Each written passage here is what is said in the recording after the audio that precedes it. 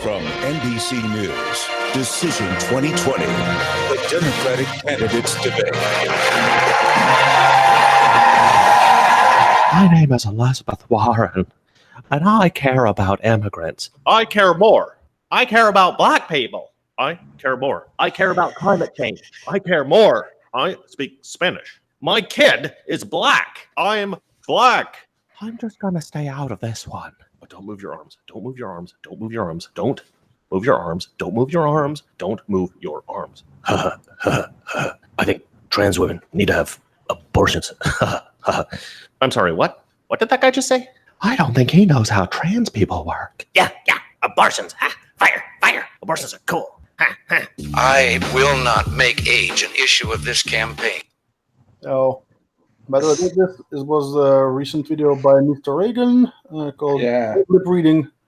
Yeah, thanks to Mr. Reagan for summarizing how fucked up that. I think was that the second one with Warren, or is that the first one? Second one, definitely. Yeah, God, that's when they split it up. The first one was bad, and the second one was a dumpster fire. Anyways, hello everyone. Welcome to our weekly, bi-weekly this time. I'd say just recently I was just really busy, so just couldn't allow myself to shitpost every week. But we're here, and let's see. We're joined today by Broken Heart. Hello. Chairman. Hey there. Our resident fascist dictator, Darren. Heyo. Black Lord. Hello, everyone. And I'm your host, Sheev Lord. And well, let's see. What topics do we have today? Well, maybe let's start with the one that we used for the title. I didn't watch the debate, so someone should summarize how bad it was. Oh, you don't want to keep the David Chirac glasses? I mean, to me, the first one was interesting. The second one was, oh God, what the fuck is going on? Well, yeah, I love how they perfectly kept all the worst candidates to the second one, because Elizabeth Warren is cancer, fucking Kamala Harris is cancer, fucking Andrew Cory Yang. Booker. Cory Booker did a really good job of being Elizabeth fucking Cory Warren. Booker. Elizabeth Warren was in the first one. Oh yeah, you're right. But yeah, fucking Cory Booker was fucking holy shit, dude. I hope he lasts a long time because he uses human cancer. Apparently my dog is going insane in the other room.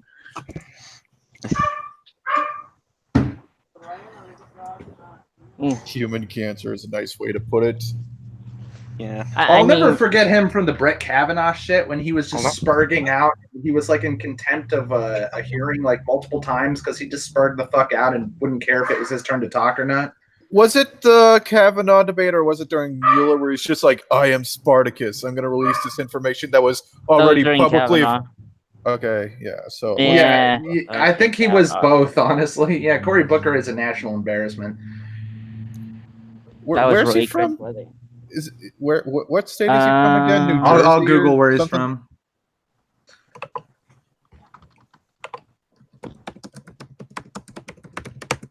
New Jersey?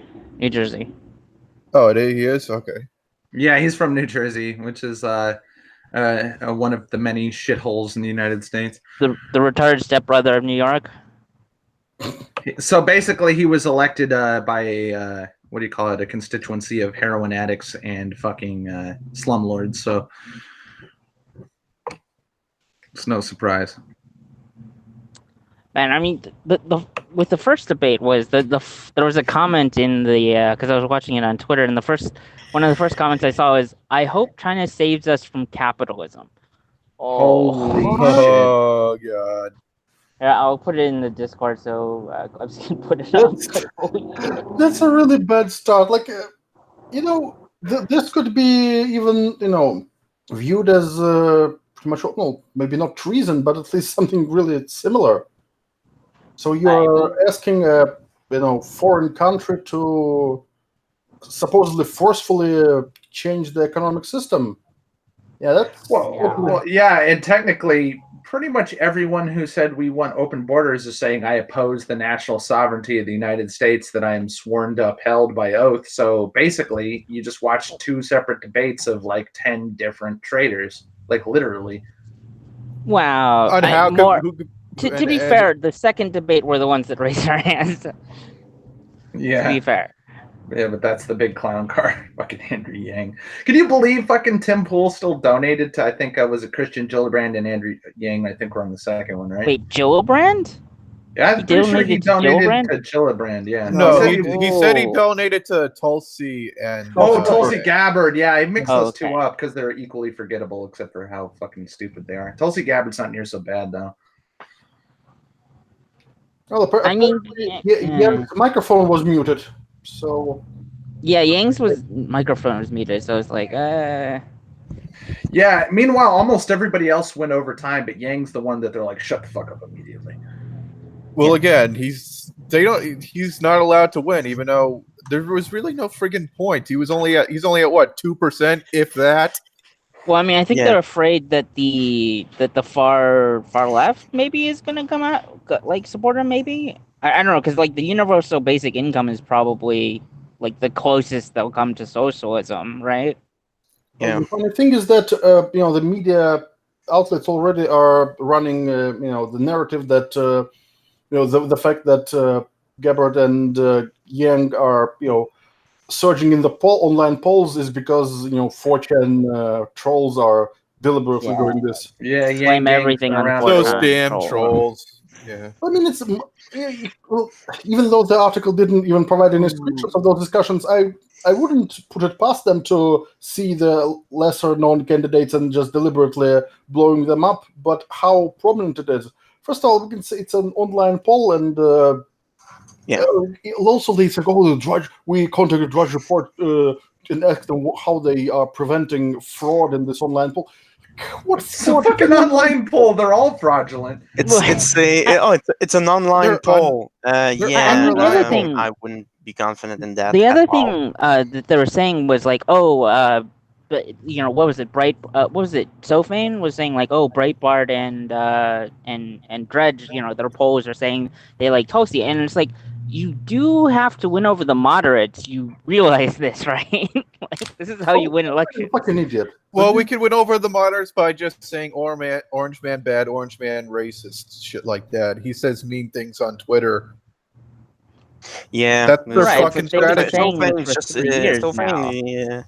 He's a fucking joke. He's not even, at least Patrick. At least he's capable of being lighthearted most of the time.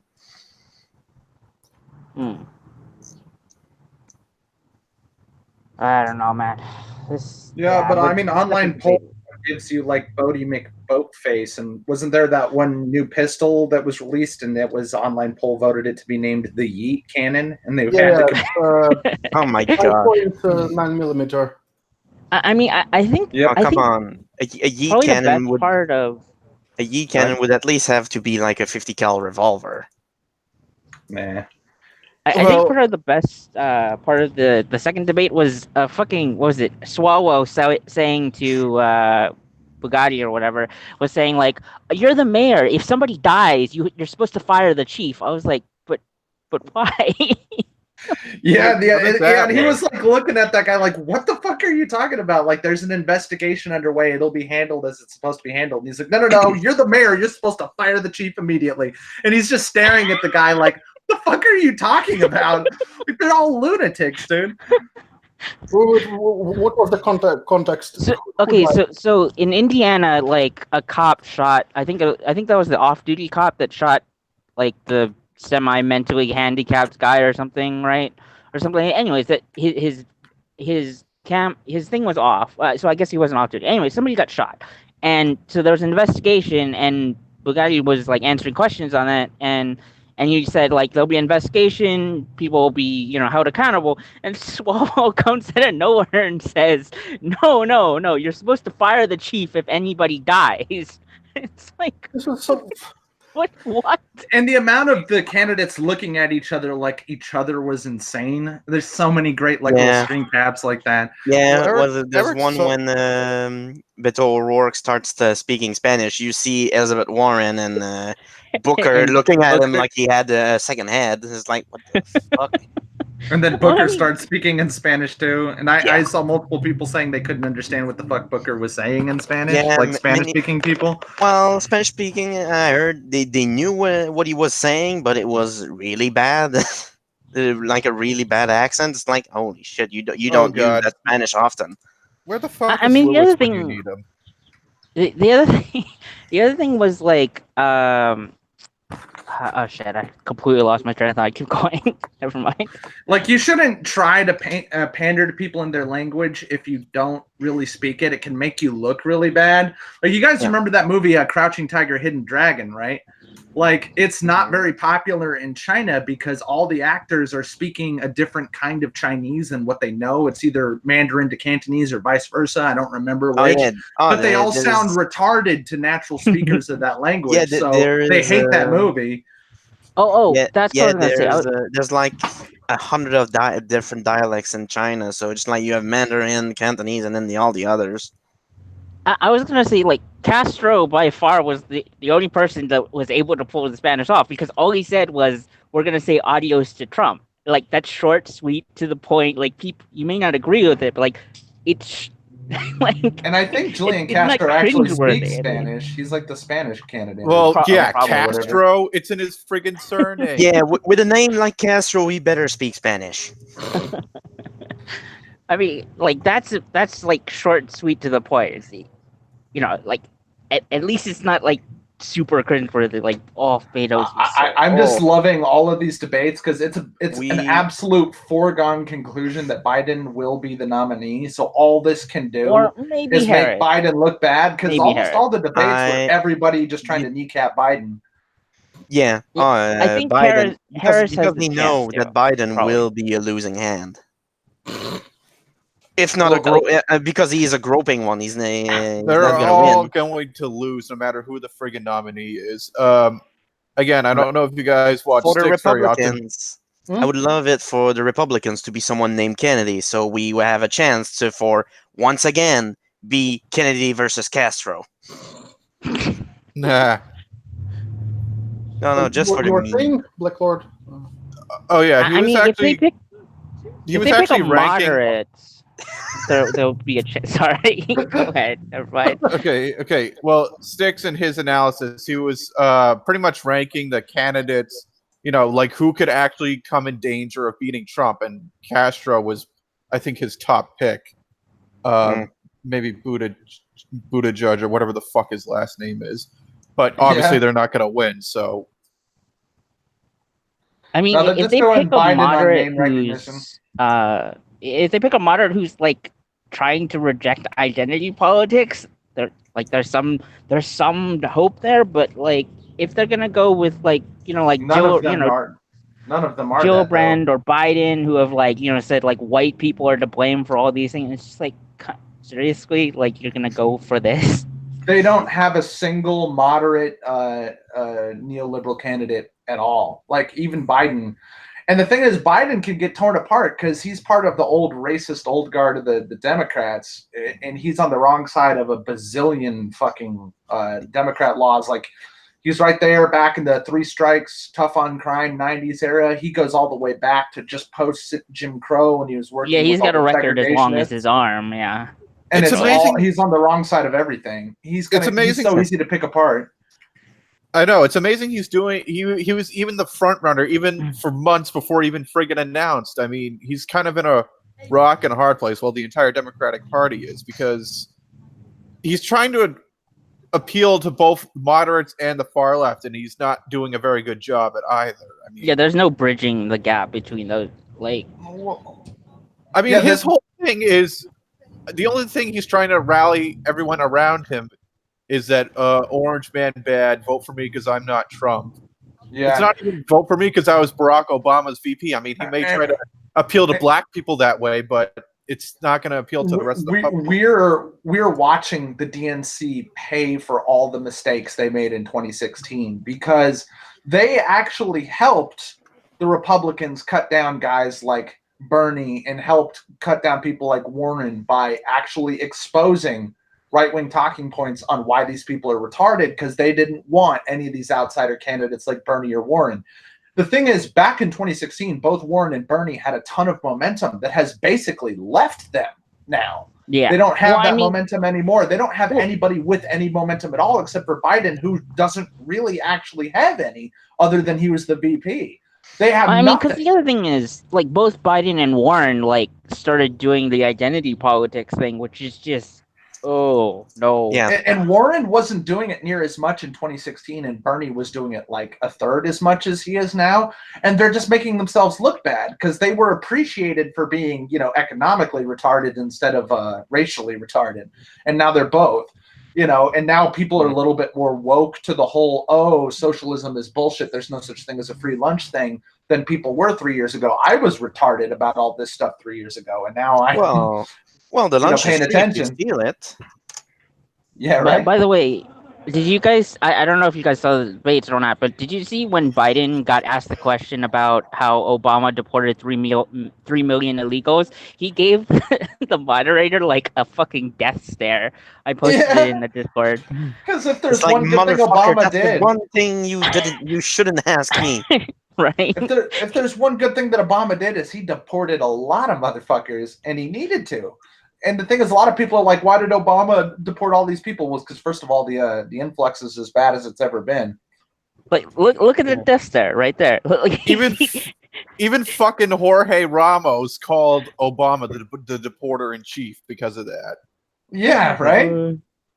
The thing I is, was it's like- because the influx is horrendously bad now. Like, it's insane. Yeah. So of course, Obama or whoever the most for- recent president would be the deporter in chief for sure. Yeah, for the deporting thing, I think they talked about an amnesty for at least for illegals that are still there. I don't know. But the thing is, I heard Obama was actually inflating his numbers. Like, if they turned people They did, like yeah, he away did. at the border, that they would call that a deportation, even though They would. didn't have. You know, Yeah, like he if they wasn't set inflating the one foot on U.S. soil, and then they shipped him back, that was considered a deportation. I know. Right. So he effectively shot himself in the foot by doing that because, you know, obviously he was trying to appeal to, you know, moderate and right-wing voters. Like, see, I could be tough on immigration too. And then now flash forward it, to the shot it, Biden present in the day foot. where it came around and bite him in the ass. now that's not acceptable in the Overton window of the Democrats because of how far left they shifted. You can't be tough on immigration because that's racist. So now that's something Biden's going to have to deal with. It's like, so how do you explain Obama being tough on immigrants even though he really wasn't? Yeah. So I mean, yeah. It's just... They're fucked. They're fucked. Real hard. They I don't mean, know who to appeal to because they don't realize how much of their base isn't actually down with this fucking college student retard shit. Yeah. And there's a lot of Hispanics who are not illegal who don't like competing with illegals and vote Republican more and more because of this. or blacks. Blacks don't like competing with. And do you see the Amazing Lucas video I linked? Yeah, so there's a black conservative guy sometimes watches shit called the Amazing Lucas when he covered the Oh, I've Democratic seen him a debates. couple times. Yeah, he said, the black people, you ain't the golden child anymore. They don't give a fuck about you anymore. You aren't the fucking hot ticket that you used to be. He's like, you might as well get off the plantation now because they've moved on because all they care about is illegal Mexicans. Not even legal Mexicans, just illegal Mexicans and Hondurans and Salvadorians or whatever. So I don't mean to just say Mexicans, illegal Hispanic immigrants, basically. They didn't say one word about black people the whole fucking debates, except for I think that guy who got shot in that one thing we were just talking about was a black dude. Well, again, I mean- even more than 50 years ago when Malcolm X was still alive, he tried to warn black Americans not to vote for the Democrats because they were going to play them like suckers, and turns out he was right. Well, yeah, and back they're then the still being- Democrats were not pro-black in any real capacity either. Well, he specifically tried to warn black Americans that white liberals are not their friends, even though they pretend to be. But, Well, you know, they never have been and never will. be. no, he knew that. And then he got assassinated, then blacks started voting Democrat, and they still are, and they still will. Yeah, it's unfortunate.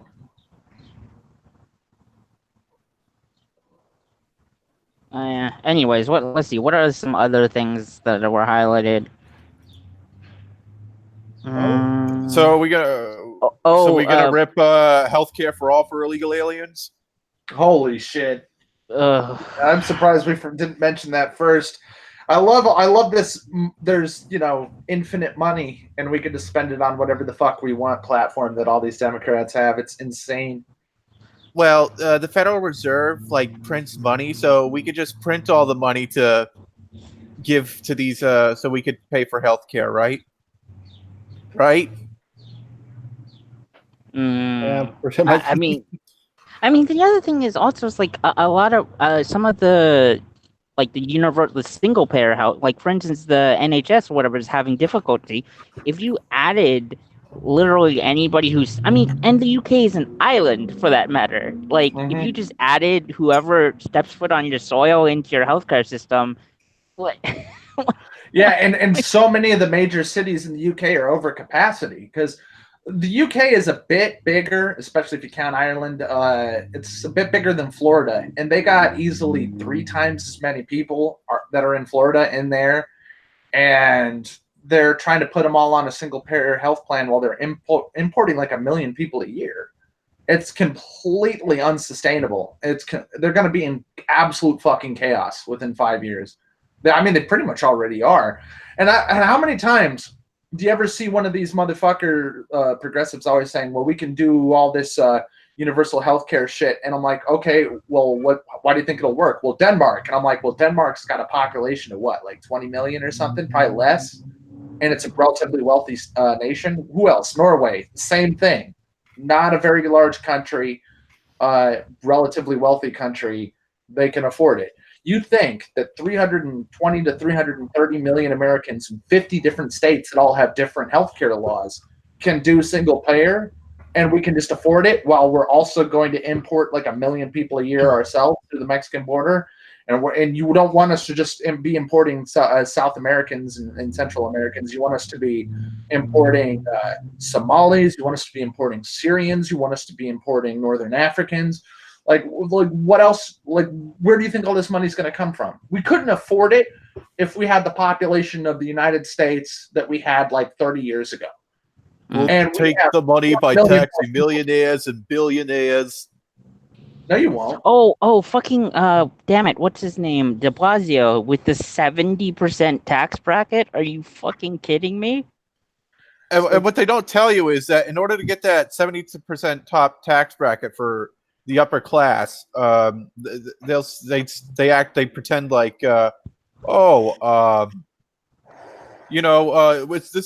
tax rate's only going to go, our taxes is only going to go after the upper class. But what they don't tell you is that's a gradual thing. It's not just you still pay 25%, then suddenly someone who makes over $1 million a year makes 70%. Your tax rate's going to go up too by up to 40 to 50%. That's the rate you're going to pay if you're middle class. So many of these rich people, first of all, don't pay as much taxes as they should already. Second of all, they always move. Because you know what? Because a lot of people remember one of the places they thought the blue wave was going to come is they thought Beto O'Rourke was going to beat out Ted Cruz in Texas, because Texas has been starting to turn purple. It's used to be solid red, and now it's starting to turn blue a little bit. And part of the problem is, see, California, right, where all this industry and shit used to be, is starting to strangle the fuck out of its economy with insane taxes.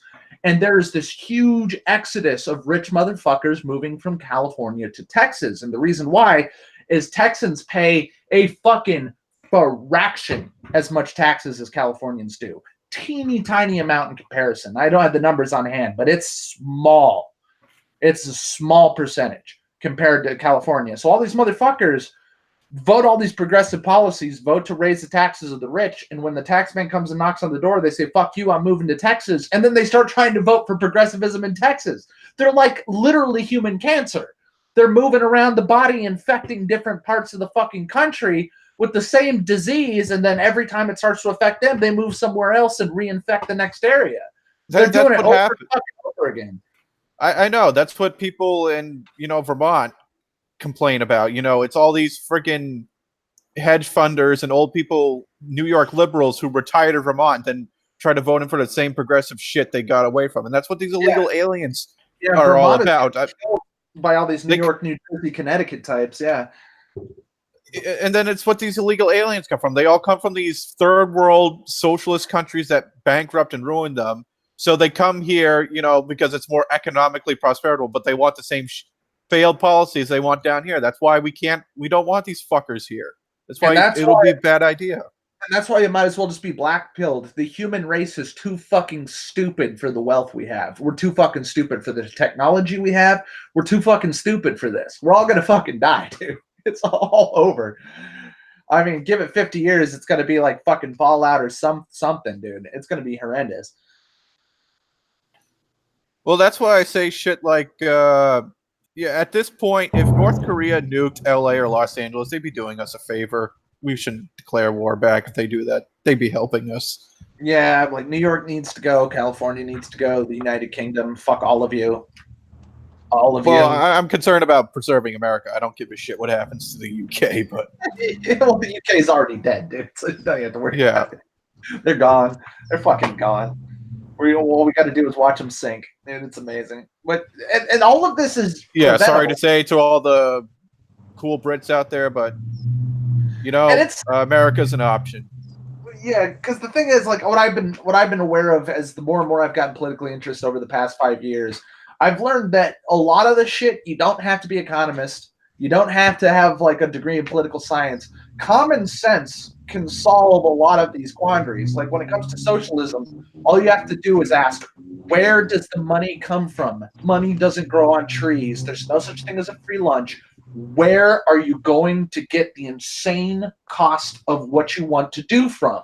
And you find out none of them have a viable answer. They just think that they can just tax the rich without any consequences. If the rich won't leave, it's not about being logically correct. It's about being morally correct. Yeah, and the thing is, so much of this, you don't have to be smart. You can be a fucking room temperature IQ person, and you just ask, like, where are you going to get this shit from? Stuff doesn't come from thin air. And they don't have an answer. None of these bigwigs have a fucking answer. And you start to find out the more and more you look into these things, you don't have to go but skin deep to find out that the whole fucking peach is rotten to the fucking core, dude. It takes literally no insight at all to find out that we're fucked and that the left is killing everything. Well, the good part is at least the left is kind of killing themselves the more far they go. That's why, like I say, it's good that the Democrats have at least a couple of AOCs on hand, luckily, and nowhere in leadership positions, because the more they fucking run their mouths, the more the average and the more exposure they get, the more the average Americans realize how fucking insane the Democrats are. I don't know if that's true, man, because I always make a point. I go on TYT all the time. I go and I look up shit on Twitter. I have to alert because I can't hold down an account without getting fucking banned. And I go and I look up shit on CNN's comment section. The fucking massive support that bug-eyed schizophrenic lunatic fucking AOC has would blow your fucking mind. Well, the amount of people who just really fight that hook, line, and sinker. First of all, your sample is not representative. The people who unironically watch CNN and TYT are not the majority. They're the fringe bunch of degenerates. I don't know if they're the fringe. I mean, the amount of Hillary voters is a lot. I mean, well, the TYT crowd are hyper partisan. You know, the progressives can do no wrong. They're a cult, basically. Well, I just think it's not necessarily true that the progressive base is as small as some people say it is. I think it's probably terrifyingly large. I mean, it is. I mean, it's right now. I'd say it's about 60% progressive, 40% moderate or centrist or corporate Dems, as the Kaya Kalinskis of the world likes to call them. I mean, I don't know exactly how the left divvies up. I like to think that most of them just don't know what the fuck they're talking about, so they're kind of fluid depending on if you think they're going to be a neoliberal or a progressive. But it's you can't fucking count on people to even think about it, which is the problem. So that it's like it's a completely unreliable number to even try to guess who's a progressive and who's not, because so many people just don't even know what the fuck they're talking about. They just show up and vote D. And you just don't know. That's why the Justice Democrat scam is so successful. That's how they're able to attack all these weak seats. and why we're repeatedly seeing so-called quote-unquote Republicans, and you look at their platform and they're a progressive Democrat. You're like, what the fuck? How come nobody's looked at this guy? People don't look. No. Oh, by the way, since you mentioned But I AOC, went back. we should mention the whole photo shoot she did at the empty. Oh my God. That's a photo good thing to shoot. bring up. Then we can have visual aids for once instead of our stupid icons talking. Yeah, bring that up. I don't know. There must be a way. I know it's not just there must be a way. Somebody took the pictures, of course, cropped her out, and obviously put her in a lost meme. Well, the memes were pretty good, like all of them, not just the lost one, but the lost one. I'll look for it. I'll find it. Well, so let's see those reports about this. So obviously you've probably heard about this, but if not, apparently recently, not recently, it was pictures of her a while back last year going to a detention facility where she was showing how disturbed she was about something, and then mysteriously on all the pictures, she was the only one who was so distraught. Yeah. In fact, all the others looked like they were just fucking tourists. So this is the famous, or more accurately, infamous tweet. Also, fucking dressed in white in the fucking desert. Well, I mean, it makes sense because when it's hot, you should not. Yeah, wear but I wouldn't wear white.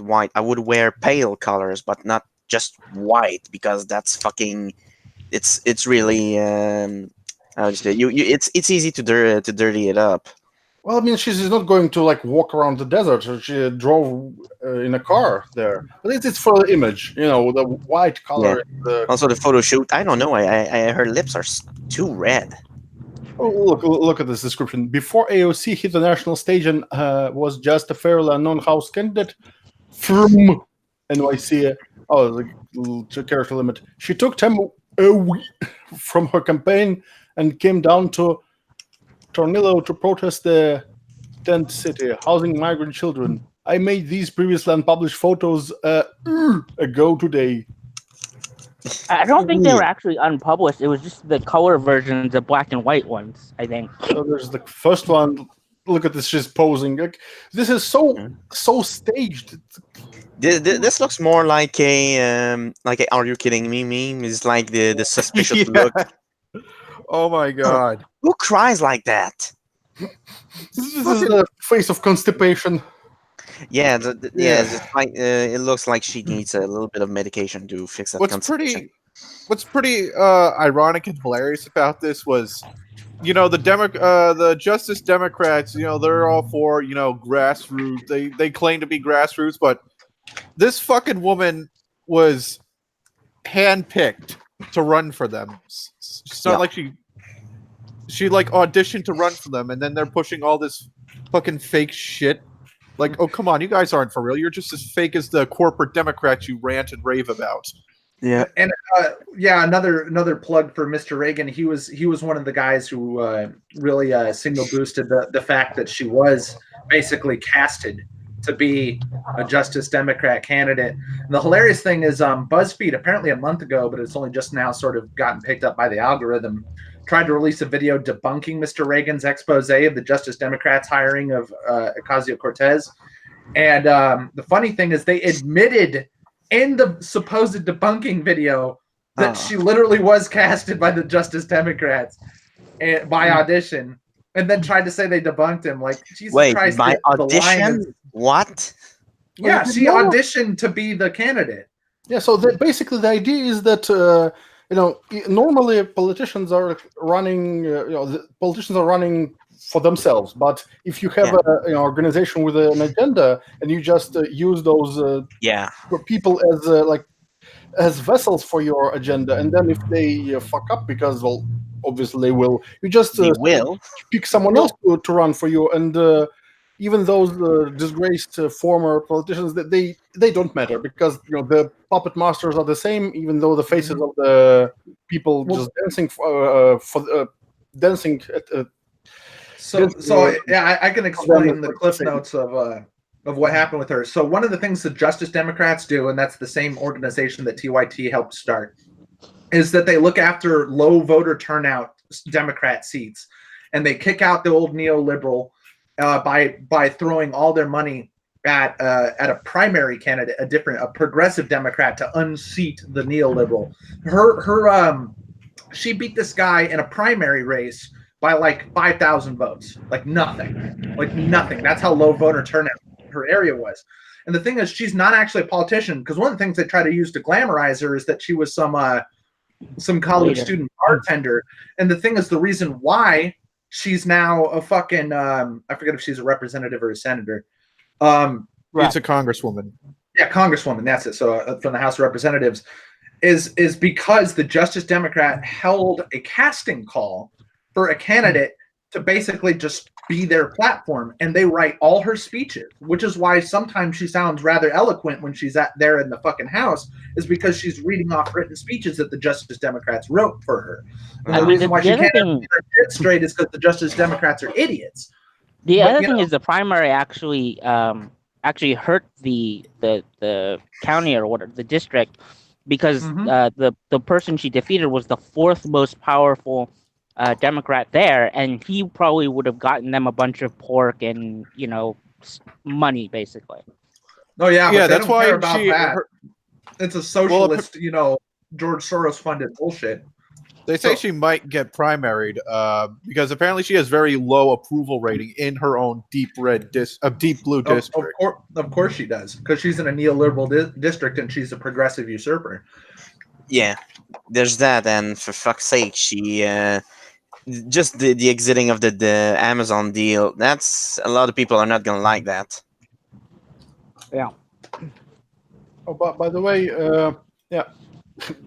back to this topic. So obviously those pictures already were, obviously staged, but the funny thing is that other pictures surfaced that show that she's just looking at an empty parking lot. And no, sorry. Snopes corrected us. It's an empty road, not a parking lot. So therefore, your faults. So that's Snopes. Yes, she's a crisis actor. They correct us by making it actually worse for her. Okay. Yeah. And There's nothing there. Did you guys hear this week that Alyssa Milano, whoever the fuck that is, I forget if she's an actress or She's an pop star or something. Yeah, she's an actress.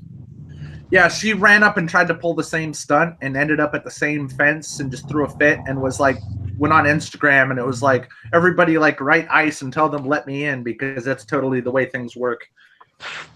oh my god. Look at this. Look at this shit.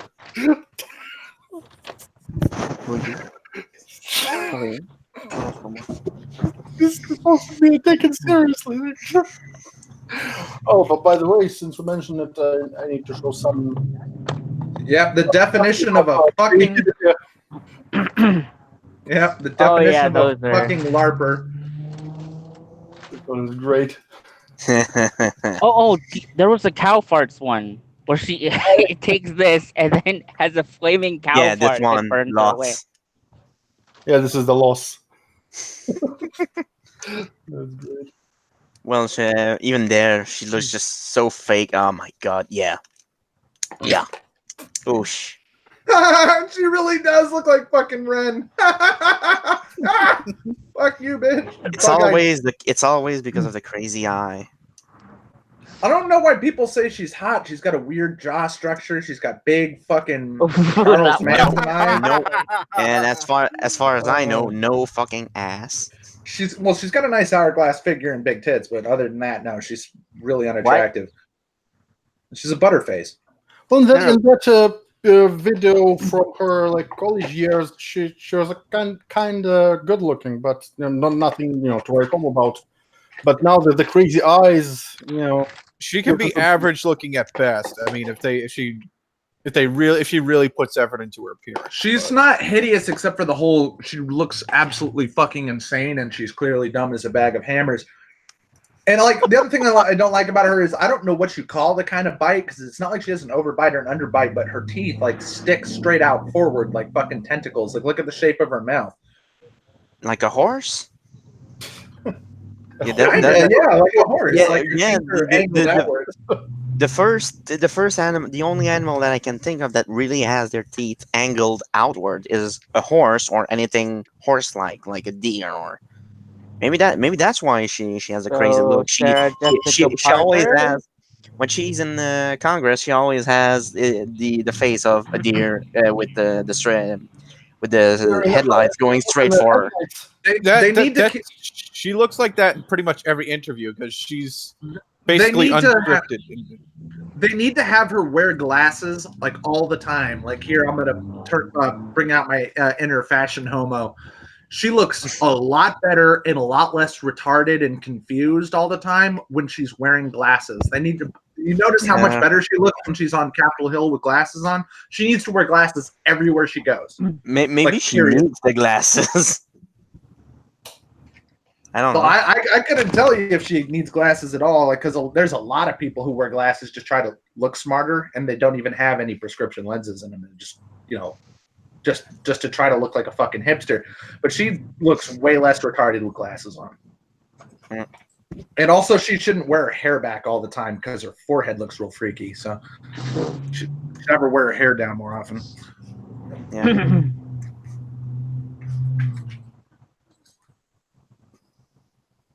I love how I just killed the fucking conversation talking about random stupid bullshit. Yeah, it's But anyway, Yeah, she's glasses. fucking retarded.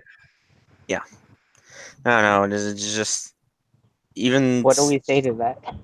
It's um, like now I'm really curious since she auditioned to be the candidate. It's like, and if they went with her, it's like, I wonder how terrible the other choices would have been. Yeah, Or they it's- just really wanted a stupid Latino woman to do it. Or they Well, couldn't she find anybody else? primaried an establishment neoliberal who had been there for decades. So she basically just barely beat out an incumbent neoliberal long-term career politician, and just basically just jacked his job. And he was fairly powerful and on a bunch of committees, Fourth. despite him being He was fourth do-nothing most district. powerful. I'd like to theorize that maybe she was. It's just because she won because she was the only one that was stupid enough to show up.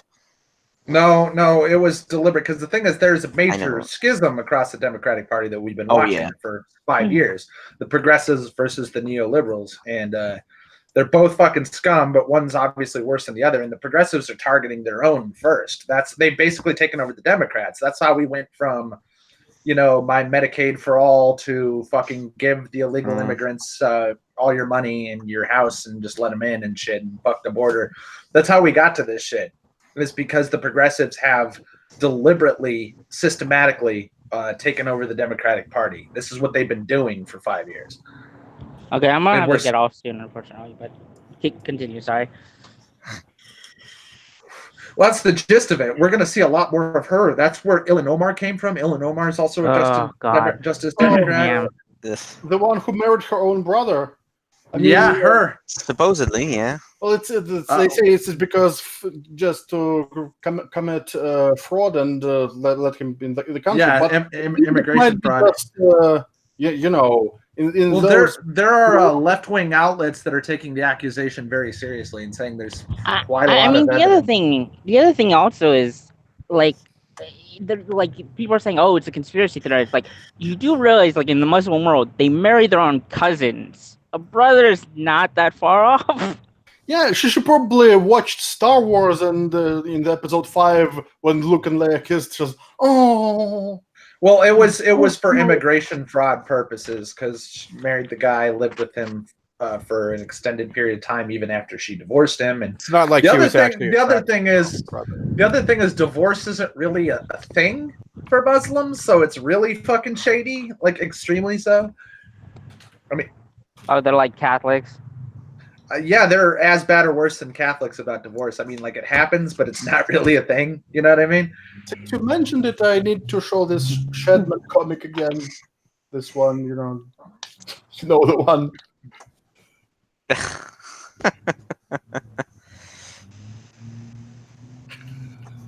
I should actually put Elon Omar's face over this. Oh, oof. And the other thing is also, like, people are like, oh, what's the motive? Brothers can come over too. Yeah, but as it takes like 12 times as longer, basically. Yeah, for husband, it takes way less time than for like brother. Yeah, it's definitely a clear-cut immigration fraud if the accusation is true, and there's quite a bit of circumstantial evidence. It kind of lines up a lot. I mean, Like it's they more filed more in the same compelling than the addresses or something. birther narrative, and you guys have shown me that there's actually something to the whole birther thing. How much fuckery went along with that looks really shady. So it's like all of her shit about her supposed ex-husband is very shady. Oh, since we mentioned conspiracy theories, I just want to bring up something else. But yeah, what if she really loves her brother? Would that be fraud then? I don't know. We've asking because I already don't got know. zoo necrophiles and pedophiles trying to get all this legitimacy and shit, and they're getting on all progressive media. So I miss why not Tumblr. invest? I want it to come back so that all these people go away.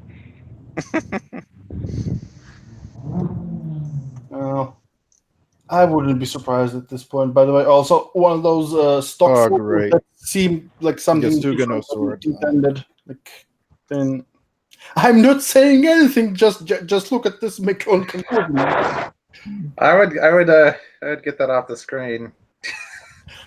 Jesus Since we're Christ. mentioning the conspiracy theories, what about this conspiracy theory? All right, I gotta get off, guys. All right, see ya, brokenhearted. Well, thanks for joining us, and see you next time. Later. Bye. Fucking Oh, buddy all right, gag we here. lost our So- diversity quota. Well, since he's Asian, they don't really count as being ethnic enough for diversity quotas. Yeah, this is just. By the way, apparently his last name is pronounced Buttigieg or something like that. Yeah, apparently Styx mispronounces it on purpose for some strange reason. But yeah, Buttigieg, I believe is the way you If say you it. wanted to mispronounce it, should have emphasized the booty part. Yeah.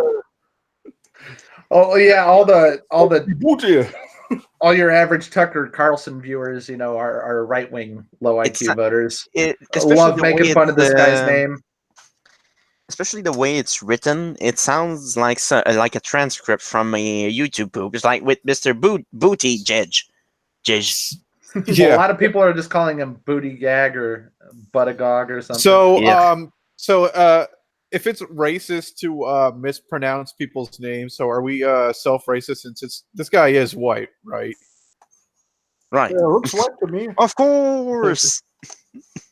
Is I don't this know. guy supposed to be Asian? What is he, like a quarter Asian? No, he could be like Jewish or something, or maybe Middle Eastern. I don't know. I don't There's know no, what's going on. well, look, for all intents and purposes, he's white.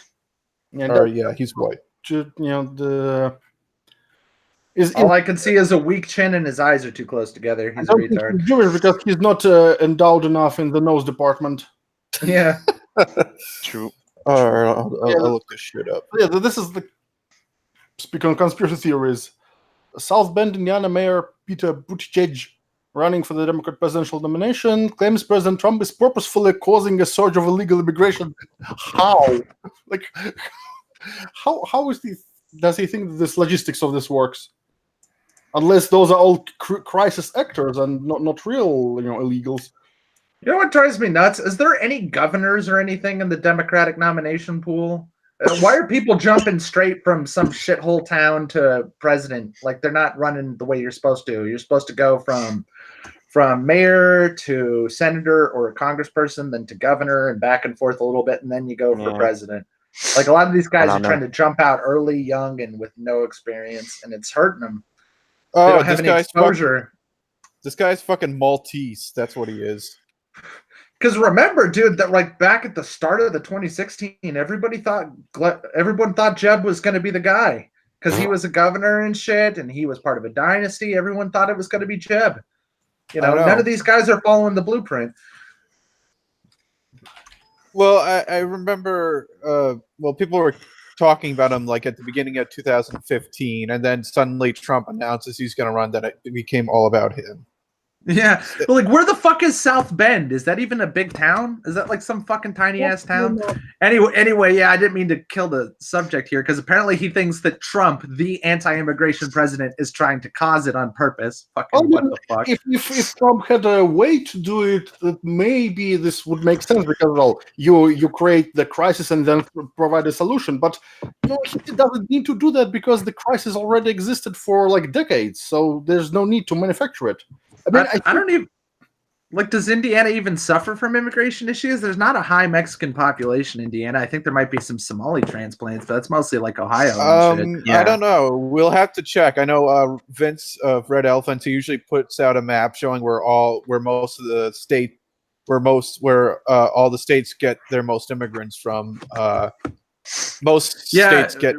Google that for us while we go over this. Yeah, bring that up. All right, I'll see if I can find it. Okay, so. I think where he's getting at is that, like, have you seen this movie Wag the Dog? Yep. The tail wags the dog. It's a good line.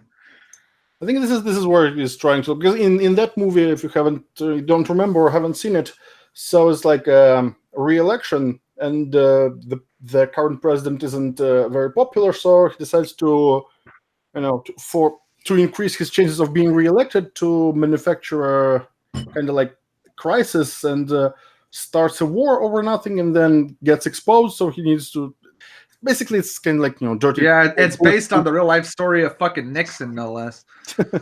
Yeah, it's an interesting movie, but again, you could say that this could have been at least worth considering if there was a need to manufacture a crisis, because the crisis already existed, and it's the crisis has been ongoing for 40 plus years. Yeah. And second, I don't see any viable way for Trump to directly manufacture it without leaving a trace, because how are you going even to create this crisis out of nowhere? You need people to pretend to be illegals storming the border.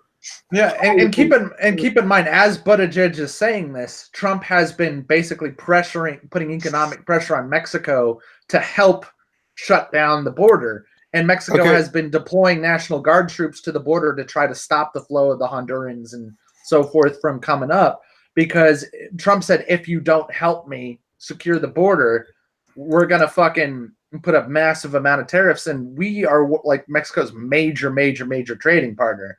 And it would fuck over a bazillion people in so many industries on both sides of the border if Trump did that. So basically he said, like, fucking, put a gun to their head economically and said, fucking help, you fucking pieces of shit. And look at how fast they did. They immediately capitulated. Immediately, within days. Oh, he didn't put a gun to their head. He held a grenade up in his hands, like, look, either you do it or I do it. The madman strategy's been working. I found the map. I put it down below. Indiana apparently gets most of their immigrants from Burma. There was something that, because there was Trudeau was at a meeting with Trump, and one of Trump's counselors, I don't remember his name, coughed, and Trump kicked him out. And then, as people just keep, the first time I saw it, it was just Trudeau coughing, and just like, oh my god, he's such a savage. It's like, with no context at all. So it's like, what the fuck are you talking about? And okay, but seriously, it's like, what would have been a power move would have been Trump kicking out Trudeau. This is just like, oh yeah, you think you can stop it? Look at Minnesota with all the fucking Somalians, apparently. Minnesota and Same with Maine, too. That's kind of surprising. Although I heard some fucked up shit was going on in Maine. But seriously, look at this. Except for Montana, there is not a single first world country where most of these immigrants are coming from to these states. Yeah. Viva la raza! Yeah, and this is all part of this is a result of the 1965 immigration law, where basically Ted Kennedy, basically made a bunch of promises to pretty much rigged the system in favor of third world immigrants, and basically everything he promised that he said wouldn't happen happened. He's like, okay, we won't significantly alter the demographics of the country, even though we clearly have 50 years later. We won't accept immigrants. That'll be a public charge. We won't take in more than 100,000 a year. We're taking in more than 1 million. Or a million. A lot more. And apparently ISIS is probably about to pop up in Michigan. Look at that shit. Jesus Christ. Iraq apparently is the major importer to fucking Michigan. Well, anyways, let's take a look at this article because it's Yeah, by all means. I was really just really funny interested and to see that. really to suggest that. In an interview with Axios on HBO, Buttigieg said he wouldn't put it past Trump to cause a surge of illegal immigration at the southern border to use the issue in the 2020 presidential election, a conspiracy touted by a number of Democrat lawmakers. That's funny. Everyone who believes this shit, or maybe. And how the hell is Trump going to do that? How could he do that? Why would he need to? The fucking problem's already there, like Gleb said. Well, the problem is that the leftist media has been saying that all those claims about border situation being critical is conspiracy theory. Nothing actually is happening there. There's no crisis, and then there is crisis. So obviously, the only explanation is that it's all manufactured. All of them are crisis actors, and Alex Jones would be proud. So scales, yeah. From near-term part, which is horrible policies like family separation. Isn't this policy from way before Trump was even running for president? Also, yeah, that began under Bush. Yeah, happened under Obama. Everyone knows now the famous picture of the kid behind the fucking in the cage was from 2014 under Obama. But suddenly it's like, oh well, this only happened on certain rare occurrences under there, but under Trump, this became the standard operating procedure. It's like, no, fuck you people. This is the way it's always been. Thoughtlessly using U.S. troops as props on the border. I think that having troops on the border might make some people reconsider trying to enter the country illegally. Even if they're just so-called props. It's preventative measure. If you are trying to cross the border illegally and you see those quote unquote props, you might think that maybe it's not worth it. Just saying. To the big picture, which is that this would not be such a problem if we had stability in Central American countries. Well, wait. If we had stability, well, and if aliens came and said that they will allow illegal immigration to their planet and give them all welfare and each of them robot waifu, they will all immigrate to their planet and this would be solved. But those hypotheticals are not relevant here. If we had stability in Central American countries, it's almost sounds like he's saying that U.S. should intervene in those countries to bring them democracy and peace, because that worked so well under Bush. I thought that apparently now that they revealed their true colors, because even a lot of these Democrats are mad that Trump did not actually go to war with Iran. Yeah, Iran so far away. Mm-hmm. Yeah. Anyways, so unless he's trying to say that it's Trump's fault that there are this unrest in Central American countries. The president needs this to be a problem, as if it wasn't a problem like decades ago. Yeah, well, they're trying to look. Let's see what else. And it turns out that immigration is more useful to this president as a crisis unsolved than it would be an as achievement if he actually fixed it. Well, you cannot just fix it like overnight, especially if the Democrats are trying to obstruct him at every point, not just in the government, but also the activist judges, like the Ninth Circuit specifically, which Trump is finally rectifying, because one of the best things he's doing is since these are since these are federal judges, and these circuits basically come from different cover different parts of the country. One of the gentleman's agreement was. He would not nominate a judge from a certain state or to that state unless the two senators agreed to it. And he's just saying, fuck that, I'm going to appoint whoever I want to the Ninth Circuit. And apparently we were lucky because there was, according to Trump, the day Obama left office, he still had to appoint like 150-something judges that he didn't appoint. Now Trump's filled that. So Trump, one of the best things he's done, he's definitely turned the judiciary red for the most part. I mean, once we deal with that friggin' Ninth Circuit Court, pretty much the entire judiciary is red. And also, as I understand, this situation will continue for many, many years ahead, because judges are appointed like for life. Yeah, they are. Yeah, Which is mostly. actually Yeah. a bit of a problem if you think about it, because it's like, Well, judges didn't used to have the kind of consistent power that they have. What they call it, like I legislating think- from the bench. I They've just think sort of built up that, enough precedent to be able to just abuse their power, basically. I think that Obama didn't want to be obstructed, which is like, don't be a pussy, just do it. They can't obstruct everything. Not unless they want to fuck up their chance at the next election. So just, no.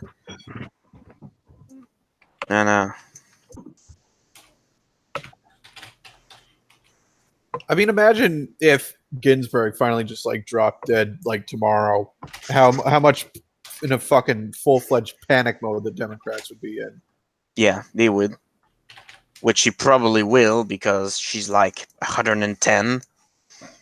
Oh, is Nick having that Yeah. problem in chat that we have about how the chat only shows live chat, or excuse me, top chat instead of live chat, and you know how fucking top chat ruins everything. Yeah, that's a problem, because, well, if you can when you open it like in a separate window, there is a drop down where you can select live chat or top chat. But if you use this address as a web page widget on OBS, it doesn't. The CSS is set up so not show the controls, and in any ways, I don't think those controls would actually work. So I should experiment with this.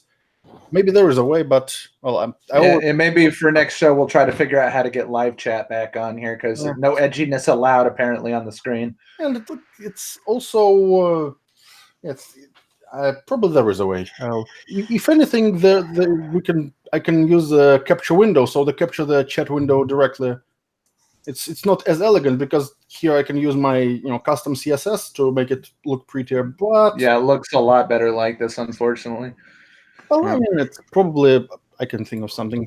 Just I need to remember to get back to this. Anyways. So okay, we could fix it. I mean, there's enough of a consensus among the American people and even in Washington about the terms of bipartisan comprehensive immigration reform. Is there a consensus in Washington? Because last time I checked, No.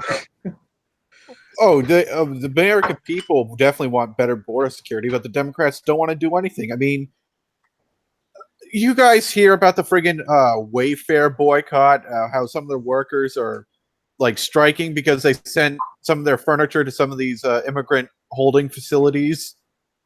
It's just like, wow, you're upset that they're giving nice furniture to these people, making their lives that much more comfortable in these camps that you claim that are basically tantamount to World War II concentration camps in Germany. The second any progressive policy actually affects a progressive, they resist immediately. That's how fucking clueless they are. This is exactly like what I was explaining about all the people who flee the tax system in California and they flee to Texas and other places like that. Because this is the one. No, but imagine you can't solve everything by just like taking shit from people, because they'll resist every time. Yeah, There's that, and the thing is, there's like, the budget for the border stuff that includes border facilities, which they are lacking funding and people to run. Well, the whole recent border bill for the dollars is they're going to provide funding for these camps so they could get some more, so they could better accommodate these people. But it's the friggin' AOCs who are voting against it. It's like, oh, well, they shouldn't even be in these camps. They're horrible. It's just like, well, we're trying to make things better for them. But no, we don't want people accept is shutting it down. The only thing they'll accept is open borders. They won't accept any compromise whatsoever. They won't, because they don't actually care about these people. Because they go, oh, these people live in deplorable conditions. Their conditions are no more deplorable than they're jail. convenient. They're a convenient thing to grandstand on. Yeah, well, most of these places, they're in conditions just like any given overcrowded jail, which is to say, like, people aren't just fucking dropping dead, but they're not exactly, it's not a fucking resort, it's not a summer camp. But what a lot of people won't fucking talk about is these are criminals and they're being held in basically a jail, a detention facility. It's a jail. It's the same thing. Same thing. It's not supposed to be a beautiful place to be. They're supposed to be a fucking 5-star hotel. Jesus. By the way, correct me if I'm wrong, but from what I understand, if those people say, just I don't want to be here, deport me back to my country, they would be deported. It's like they're not held there against their will.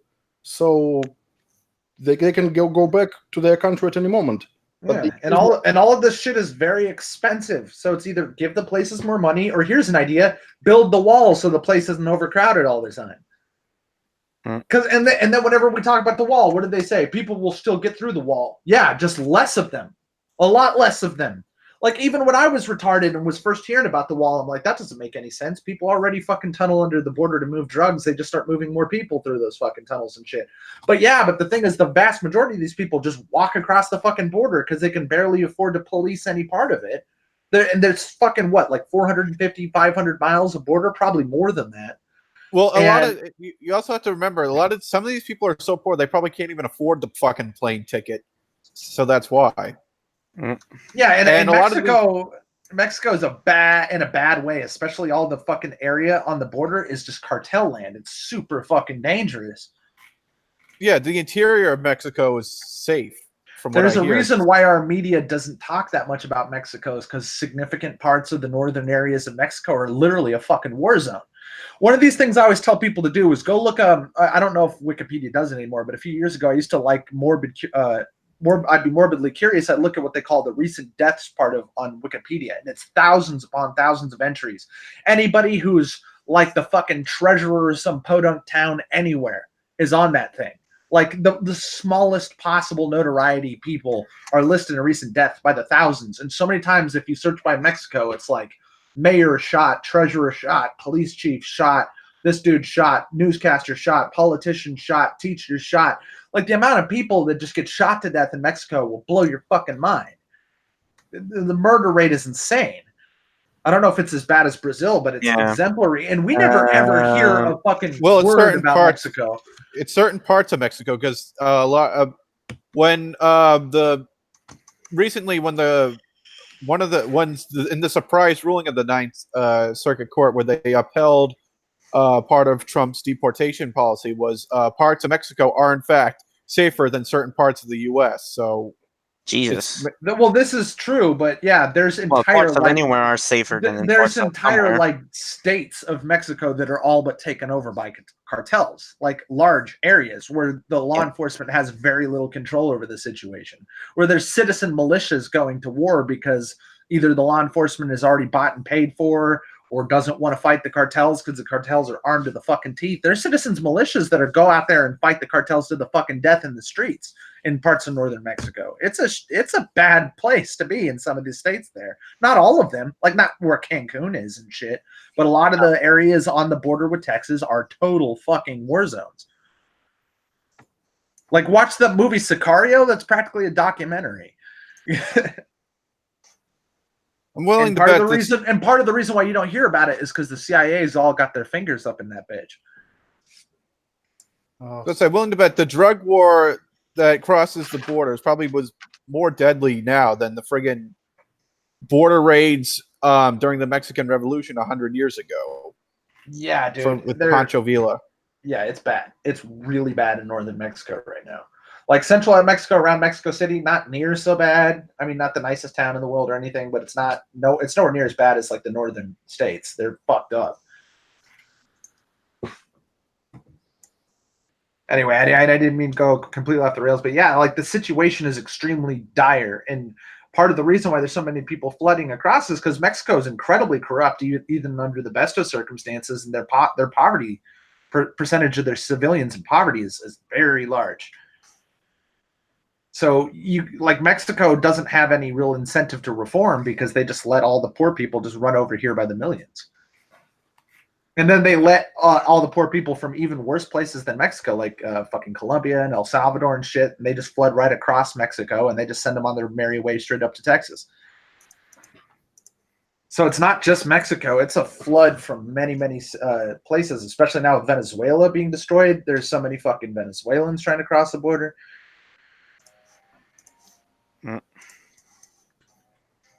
The whole thing's fucked up.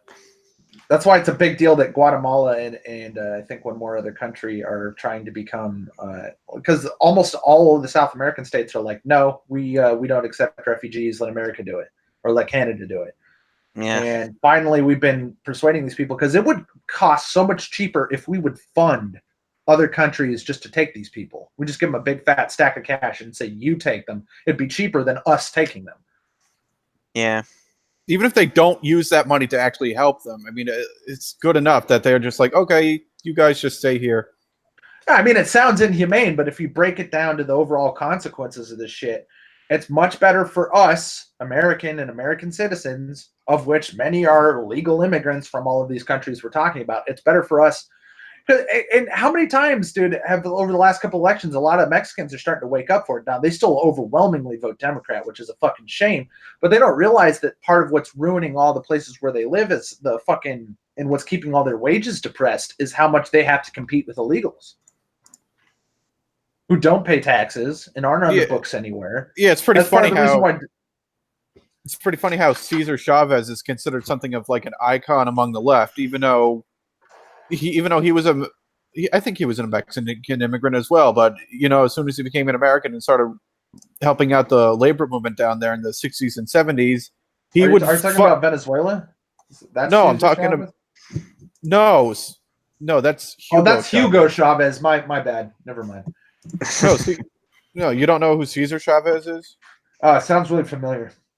But he was an immigrant and a labor activist in the 60s and 70s, I believe. You know, he was really popular. He was that among the left. Union motherfucker. Yeah, that guy. Yeah, and he would take around, form these own like paramilitary, not necessarily paramilitary, but basically, we'll just say well-armed groups of other workers, other Latino workers, and pretty much target and get rid of illegal aliens. He called them wetbacks. Oh, yeah.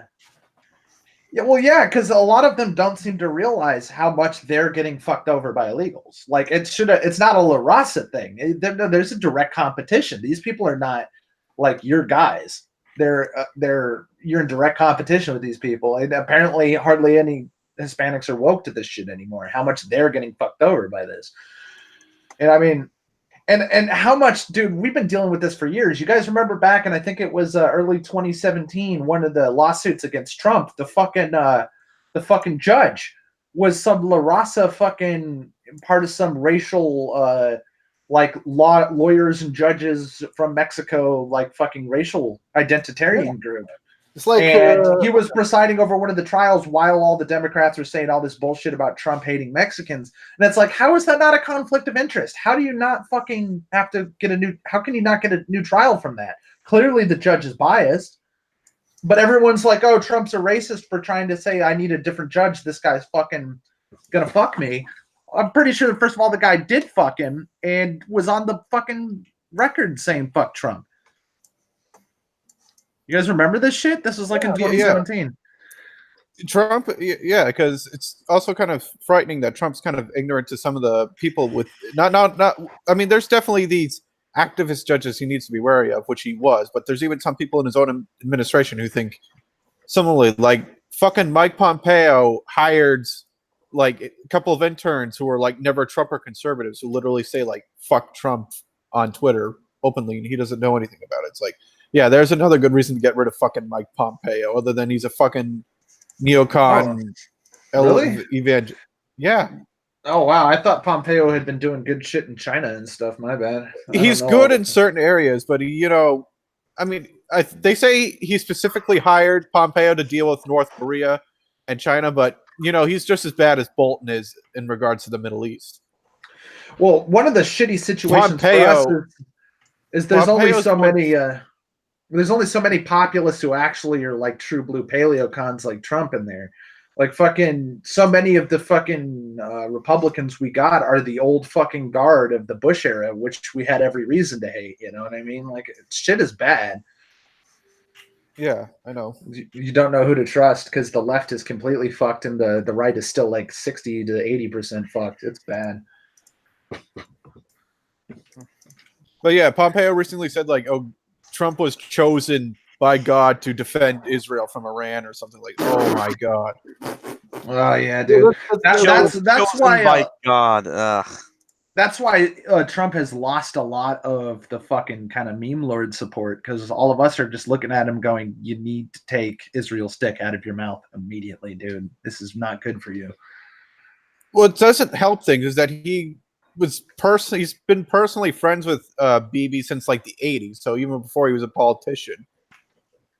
I mean, I'm not saying that makes it right or anything, but it's somewhat more understandable in that regard, rather than just blindly cucking to Israel. Than like all the other. Keep in mind where Trump is from and what line of business he used to be in. His connections to Jews are probably through the fucking roof, and it's just unavoidable for a guy like him to not have to throw a million bones to fucking Jews in Israel and shit because he was already in that game. I mean, but it's a big deal if he meets with 1 or 2 Russian businessmen. Yeah, which is insane. Yeah, I'd be more interested. I'd be more worried about exactly what kind of deals he's been making with Israel than fucking Russia. But that's the big thing that nobody say anything. Oy shut it down. Want to see some? Since you mentioned Russia, want to see some really stupid shit? Just saw this on Twitter today. Let me screen capture. Here it is. Present to everyone. I just let it play. Oh, fucking come on, Jimmy. We used to like you, you fucking retard. Has been proven by our intelligence community to have interfered with one of our human rights, which is the right of free and fair elections. What's your reaction? How would Russia deal with Russia? Well, the president himself should condemn it, admit that it happened, which I think 16 of our intelligence agencies have already agreed to say. And there's no doubt that the Russians did interfere in the election. And I think the interference, although not yet quantified, if fully investigated, would show that Trump didn't actually win the election in 2016. He lost the election, and he was put into office because the Russians interfered. What are you, retarded? That's not how this works. That's not how any of this works, Jimmy. Yeah. Does he think that only the Russians interfered? First of all, is this? Still people are saying this 16 intelligence agencies. It was fake news from day one. Yeah, I was about to say, if they really believe the DEA, which was one of those agencies, actually conducted their own investigation, they pretty much just looked at what the CIA said and like, okay, yeah, seems legit. Also, since when nothing the CIA ever does is legit, by the way. First of all, DEA is not even it's not their area of expertise to begin with.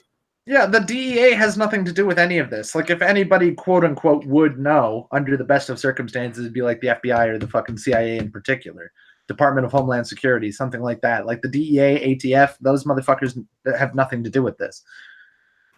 And also, let's not forget that a lot of intelligence agencies were swearing that Iraq had weapons of mass destruction.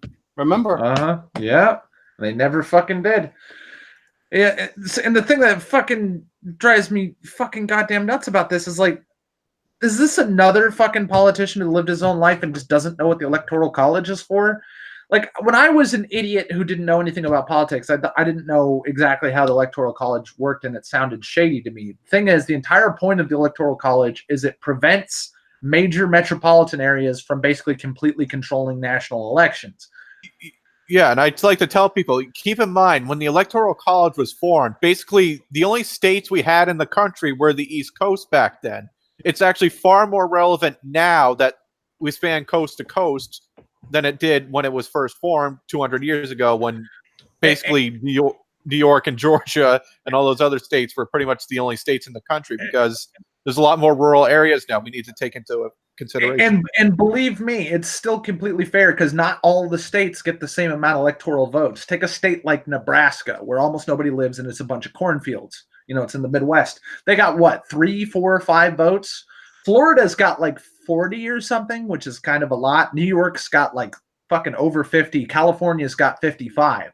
So these areas where there's metric fuck tons of people and Democrat strongholds have weight. The thing is, part of the reason why Trump destroyed Hillary in the electoral votes is because she got 20 states to 30. He got so many more districts. It's not even funny. He got almost 1,000 more districts than she did. She got like less than 600 districts. So Trump dominated her through just basically, you look at the fucking map. Bring up the map. We've done this before on stream, dude. Almost the entire country's red. except for places like Maryland and New York and Colorado, unfortunately, has been mostly taken over by the libtards, and California and a few northern states and like Arizona. No, Arizona was still red. Like Nevada, I think might have been blue. But it's like, dude, just because she got all these like 1 million more votes, it sounds like a lot until you realize that just a couple districts in New York in that top right part of your screen there, right around that top right part, that's where like multiple millions of her votes came from. You look over on the far left over there at Southern California, ton of her votes came from there.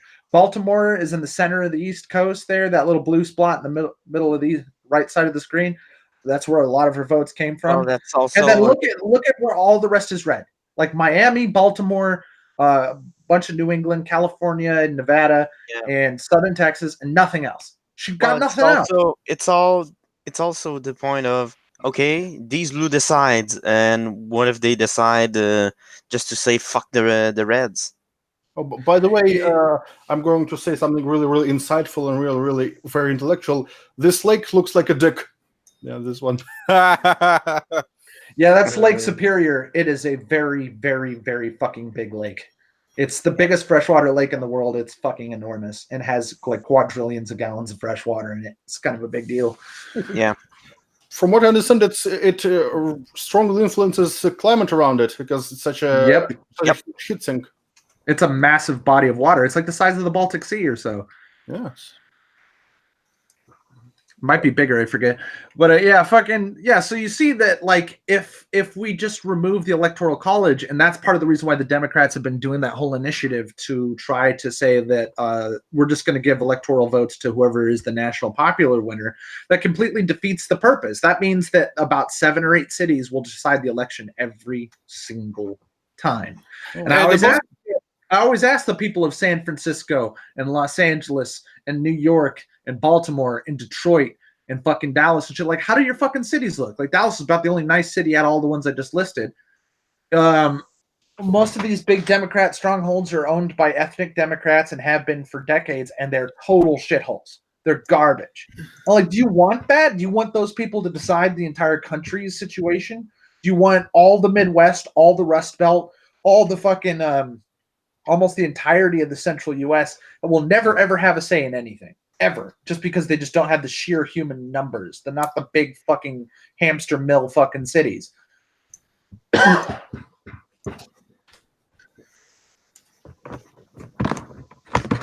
I'm back. But if we if we elect Bernie Sanders to office, our country will just be like Vermont. Well, as far as I know, Vermont is kind of a shitty place to be right now. The taxes are really insane, and people are trying to leave. Well, yeah, I mean, even Sticks, who lives in Vermont, pointed out, it's like, yeah, that's not necessarily a good thing if the entire country is going to be like Vermont.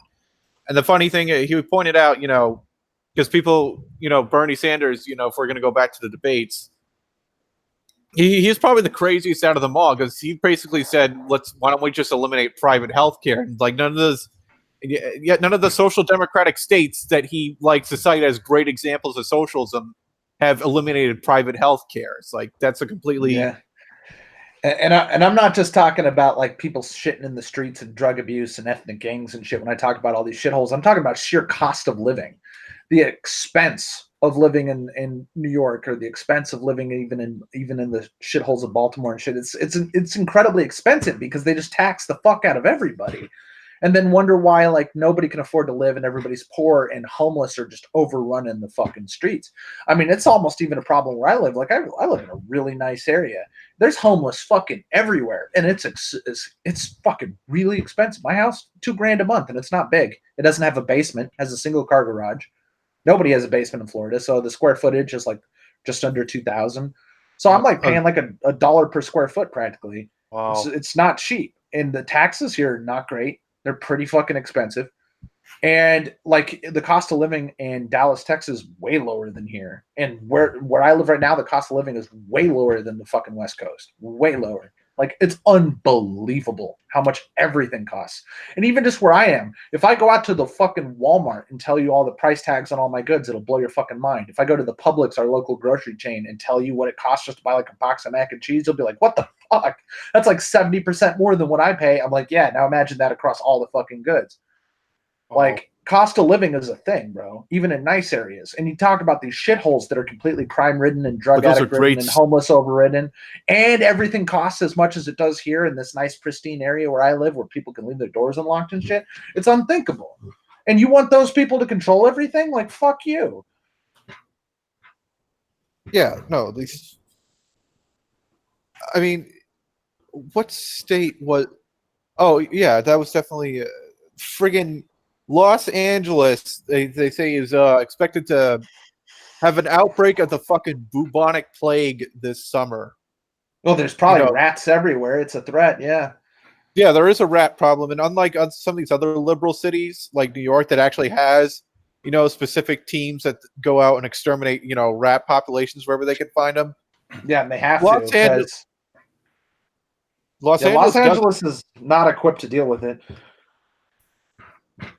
No, and then I think it was also either Seattle. Yeah, I think it was Seattle, where basically they're not allowed to basically arrest people who litter needles, is because the friggin' progressives who run that city they basically prevent the police from doing their jobs, and the police basically send anonymous letters to like their local newspapers, pretty much telling them to vote these people out of office. We can't do anything to keep you safe or clean up the city unless you get rid of these people, because we're not allowed to do our jobs. And if you do, we're fired. And people tend to forget we've had whistleblowers from Berkeley and whistleblowers from Charleston and shit. Fucking saying like, look, like the fucking mayor won't let us interfere, because people don't understand that a lot of times the person who you like. One thing that maybe wasn't completely incorrect about what that one thing that guy said to was it Sandoval? What the fuck was the mayor guy? Or like you need to fire the police chief because some random cop shot somebody who wasn't supposed to shoot and shit. Like, the thing is, a lot of times the buck does stop with the mayor when there's a policing problem or if riots get out of control, and it's because like the Berkeley mayor is literally a domestic terrorist, literally, not figuratively, not fucking he's kind of a dick. No, he's literally a card-carrying member of a terrorist organization, and has. Part of the reason why the Berkeley riots were so bad in 2017 and 2018 is because fucking he told the police not to rein the fucking rioters in. And that's why you saw all these civilian clashes, is because the civilians took it upon themselves to protect the fucking area, and they called all the civilian militias fucking Nazis. It's fucking out of control. And a lot of times you can blame the executive in charge. Like, a lot of times it's not even fair to blame the police, depending on what the policy is. Yeah, the police pretty much just do what they're told.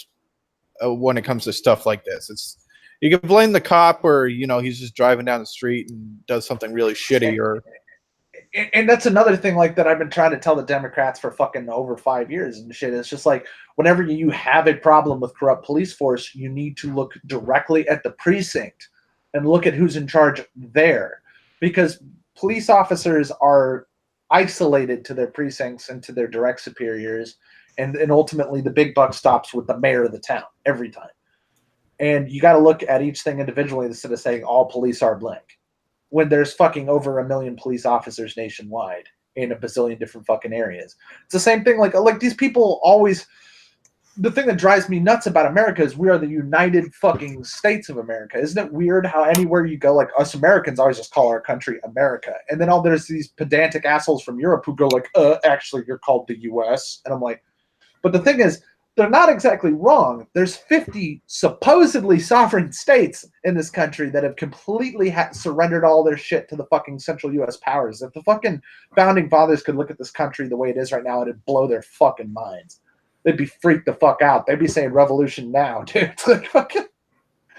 It's a nightmare, dude. Well, I noticed the Euro trash who say shit like that, they're actually referring to, well, there's more to America than just the United States. There's Canada, Brazil, and all that shit. Wait, are they talking about the continent? That doesn't work that way, you fucking retard. Well, that's really. Oh, do they mean like, we are the Americas, the entire new world? Well, they're fucking retarded. Nobody cares. I mean, I guess they have a point in saying that don't call United States America, because United States only a part of America, because there are also other countries that are You know. Well, there's a difference between America and the Americas. It's just semantics. It's fucking pedantic bullshit.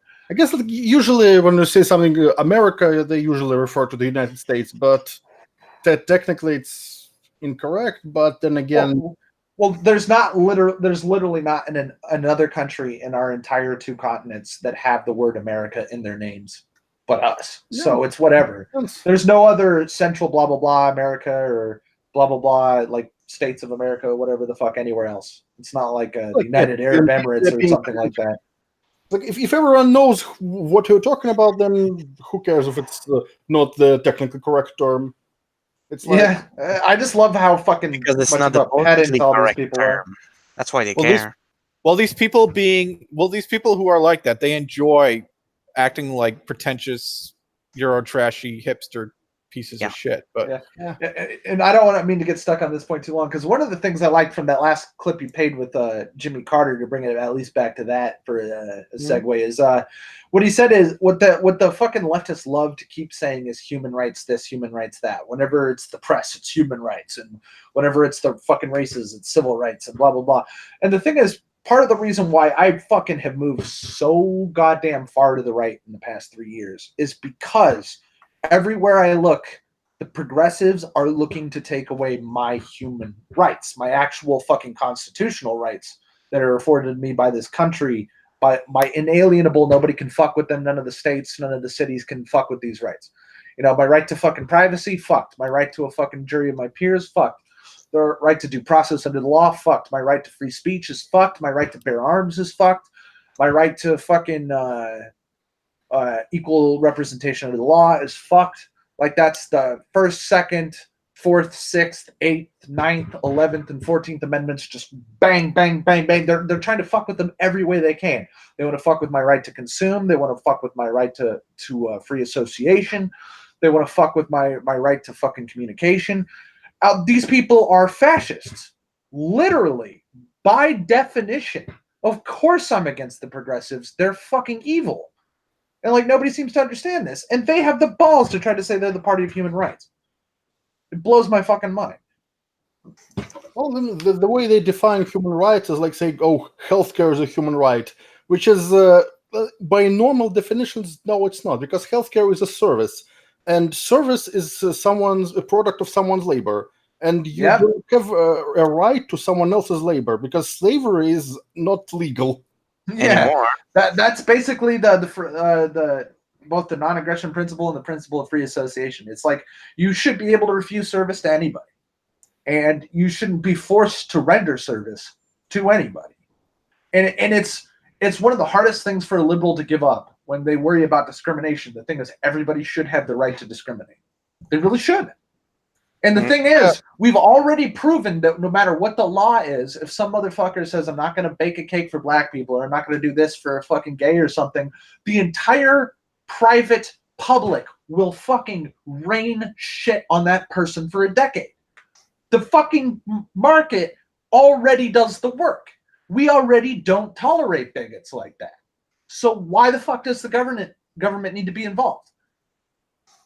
Well, because the psychology of these people is that everything needs to be legal. Everything needs to be centrally planned and controlled, i.e., like in a fascist country. Yeah, exactly. Everything has to be, has to have like, several layers of red tape over it. Everything needs to be federally, centrally controlled. It's fascism. It's literally fascism. The government should decide the culture. The government should decide who you associate with, who you can sleep with, who you can buy from, what you can sell, and who you can sell it to. That's what they want. They want fascism. Fucking literally. It's crazy. Well, let's maybe switch to something less depressing and kind of funny. Do I have to bitch? Do I have to bitch slap a motherfucker? I think you do. Maybe. Never change, James. Never change. Actually, you made it yourself, or did you buy it already? Or I bought this one, but do I have to bitch slap a motherfucker? Do it. Snap. Powder my gauntlet, bitch. This motherfucker. Ooh, shit. Now Thanos means business. Anyways, Yeah, I actually got this specifically to use as a display stand for this too. You're fucking crazy, dude. Okay, so the best rated Netflix film, best rated by whom? by Rotten by Tomatoes. these by the way, I want to talk about Well, this. then again, I mean, it's rated the best Netflix documentary of 2019. So Not when just only one uh, Netflix documentary comes out in 2019, it's not hard to get that.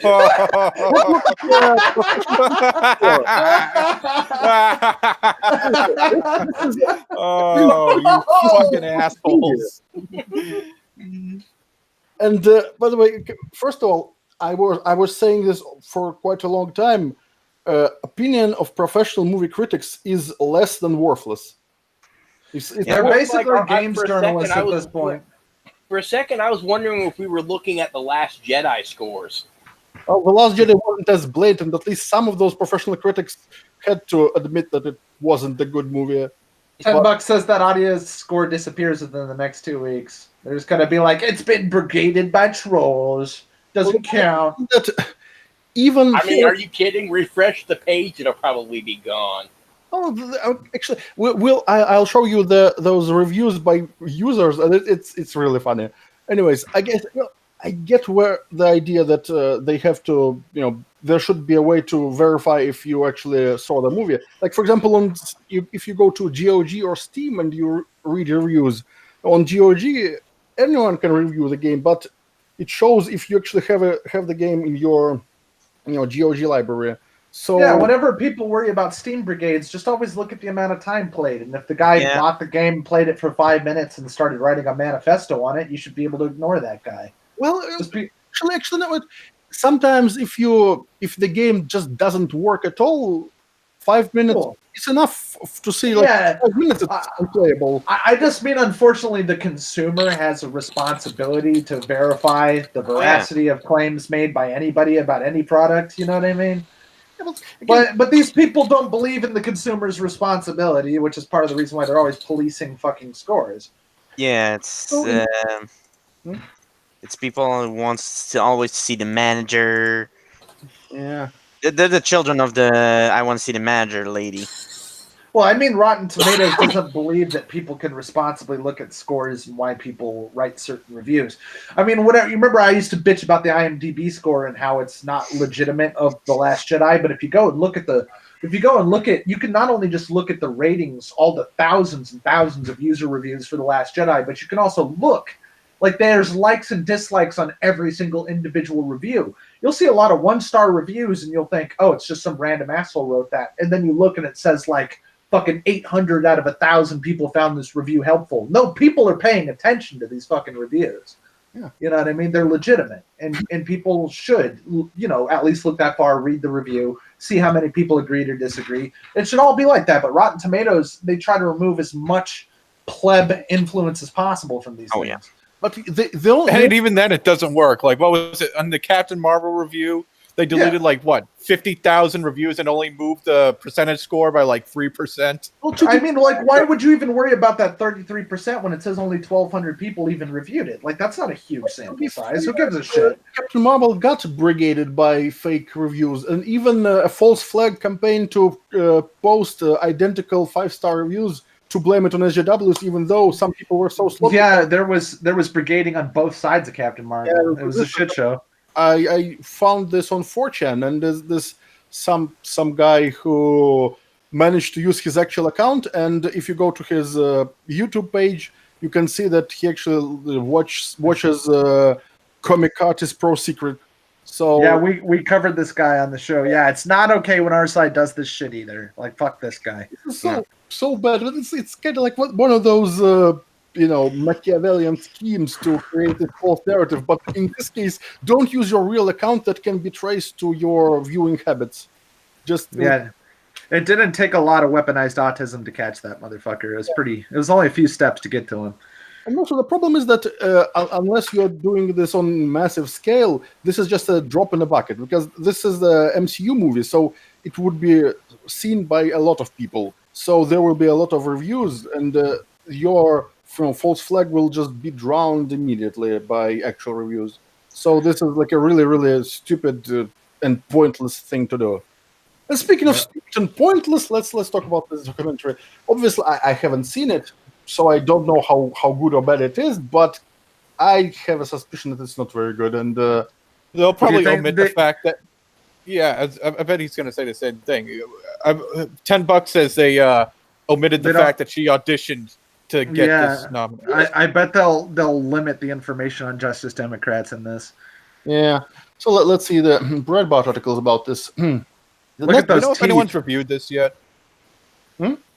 Do we know if any prominent YouTubers we usually watch has reviewed this? Not that I know of. I know several of those people I watch mentioned this, and well, I don't think they have the stomach to watch this because it's. I guarantee. I want to see what Timcast has to say about it because that's going to be interesting. It's like a Netflix special. You see, Netflix, from what I've heard, their like Netflix specials used to be decent, and now Netflix special is like a butt of a joke.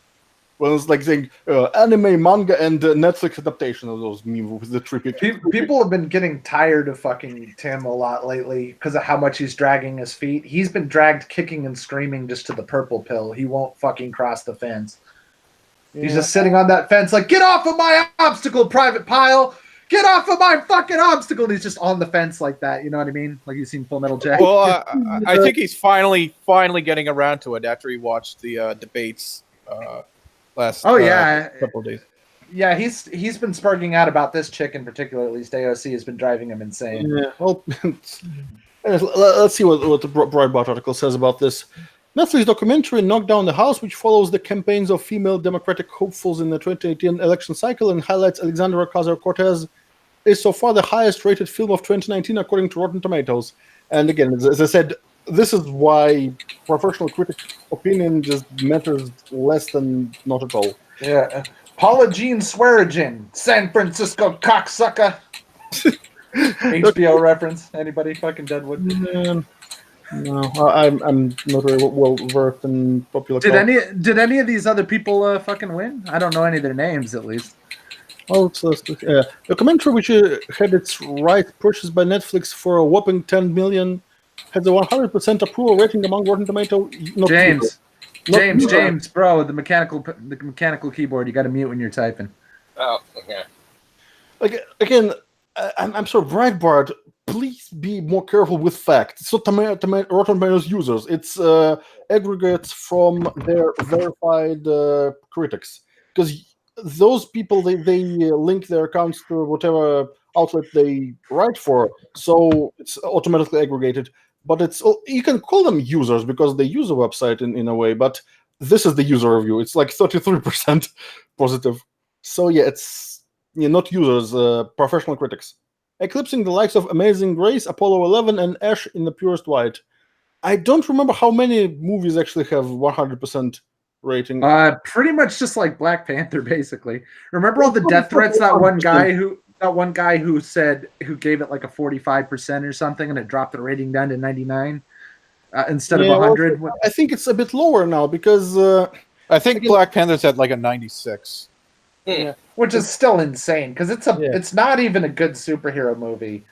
It's really, first of all, how are these people saying that? Oh, it's so pro-black. If you look at the things in the movie and look what SJWs complained about. Remember when SJWs complained about what was this game about zombies? Not Alone in the Dark. The other one. Was it Days Gone? Resident Evil 4, I think it was. Oh, Resident Evil 5 is the one that's set in Africa. Yeah. Yeah. So in this fucking Jamin Warren from PBS game show that was to be fair, I've played through Resident Evil 5 multiple times. There is literally black zombies in full tiki dress who literally chuck spears at you. It's questionable. I wouldn't call it racist, but it's very stereotypical. Well, wait. The thing is that when those Africans checking spears at their enemies, it's racist. But the same thing, Africans checking spears at their enemies, is not racist in Black Panther, even though they're supposed to be like the most advanced society on the planet, and yet they just dress up in those tribal. Well, the word you need to be aware of. What's part of the reason why Black Panther is so promoted? Have you ever heard the word Afrofuturism? Oh yeah, yeah, that's why. Because there is a big market for Afrofuturism that you may or may not be aware of. A lot of these Hotep motherfuckers, it's a thing. Where they all dream about their entire basis is saying that if the white man hadn't stolen our technology and somehow made us forget it all, this is what we would be. I'll never forget it's some that Scientology level shit, dude. It's intense. I'll never forget that alt hype video, which opened with the guy who saw, who went to see Black Panther, who pretty much thought it was basically like a documentary. He's just like, you see, whites, this is what we really would have been like if you didn't fuck with us. Yeah, the Stargate shit. Yeah, it's very Afrofuturistic. Oh, we were always more advanced than you. Oh, yeah, the Yakub who created the white race type thing. Yeah, Yakub. I couldn't remember the name of it, but there actually is a Xeno type figure. James, your camera is spazzing out again. Yeah, James, you got a lot of static gain on your mic too. You're just in a bad way over there. Anyways, I wanted to say that the problem is that if you want to portray Wakanda as the most advanced civilization, then you probably shouldn't show them chucking spears at each other and saying, "Oh, those." It's like they stole this line from Star Wars, when guns are uncivilized. But Jedi who say that guns are uncivilized, they have lightsaber, which is arguably at least as advanced as a blaster, or maybe more advanced. But spears, it depends on how you look at it, because it's a melee weapon, so there's only so much advanced it can be. But it's pretty funny because in the 40K lore, the Tau prefer to fight at a range because they view close combat as barbaric and uncivilized. Yeah, but at least the 40K universe has a lot of excuses for all the melee weaponry that's in it, because the amount of close quarters combat that goes on in a general campaign is a lot. Yeah, but the thing is that, I would say that proper automatic firearm is good at close range as well as at far range, because if you run even if you are close to someone and you have a sword, you can stab the motherfucker or chop them, but if you fire a burst like at close range, it will kill faster than a sword. If also due to the nature of certain kinds of weaponry and the way the aliens work and shit, and also due to the fact that, like, a lot of when you're looking at the human race, it's not actually the humans, it's the fucking Astartes, who are basically superhumans with incredible strength. It makes a lot of sense for them to have melee weapons. Yeah, that they're genetically engineered and turned into basically cyborgs. Yeah, they're like 8 feet tall and super powerful. So yeah, they are humans only by a kind of loose definition of human. Yeah. Anyway, and not to be a dick, James, but you got a significant amount of static hiss on your mic, so if you could be pushed to talk, that would help. Probably. I'm not sure how I'm getting any. Well, yeah, just whenever your mic is on, I hear a lot of hiss on my end. I don't know about Darren, maybe it's on your side because I don't hear any static. Oh wow, really? Because it went away when he was muted, but maybe it is only on me. I don't know how the stream sounds. Right now, there is no static. Do you hear anything? Yeah, I mean, as far as I can tell, I'm getting white out in my friggin' camera, but I don't know because I don't hear any static. Oh, it's kind of weird. Okay, never mind then. Never mind. Well, anyways, where was we? Oh yeah, here it is. Oh yeah, I forgot what I need to finish my thought. The thought is that. The idea is that at least lightsaber and laser blaster from Star Wars, they are kind of comparable to each other technologically, at least by how advanced they are. But modern like automatic firearm and fucking spear, even like this vibranium spear, it's still fucking sharpened stick in the end of the day. So why would those super advanced civilizations use this? Spears were really, really popular and really, really good at. Well, before firearms, but nowadays spears are like, kind of obsolete. Also, the idea is to just mash together, like make this really, really weird mashup of futuristic and really, really antiquated, and it doesn't work. When you show this advanced society that selects their leaders by ritual combat, and those those leaders literally make animal grunts to you're not making things better for you if you not only is your tribe called gorilla tribe, but you also make monkey noises to own the colonizers. It's not good optics. I'm sorry. I mean, this movie isn't supposed to be a comedy, right? But on let's not even talk about it. I mean, I'm not a fan of cape shit period, but of all the cape shit, at least I used to love cape shit, but the market's oversaturated so fucking bad. well, it's kind of like this is the problem with those studios just seeing what's popular and pumping out more of the same. It's like every decade has its own trend. Like there were cowboy and western movies. Then when market got saturated, everyone just hated it. It became like science fiction. Then those slasher horror movies and kind of like remember when DreamWorks and Pixar was the shit pulling in all the money, and it was the shit all the families went to, and then it moved on to cape shit, and it'll be something else in a few years as cape goes down. I just only ever liked adult target audience cape shit, and Marvel is approved for all ages target audience cape shit. Well, on one hand, it's like it makes sense to if you want to widen your audience, make something that can be enjoyed by children and adults alike. But you know how I've always argued, like I've done it multiple times on stream, where I believe that kids are prepared to deal with adult shit. Like we're kids of the '90s, we're raised on Rambo and Terminator and Jurassic Park, and these are not what anybody would call kid movies today.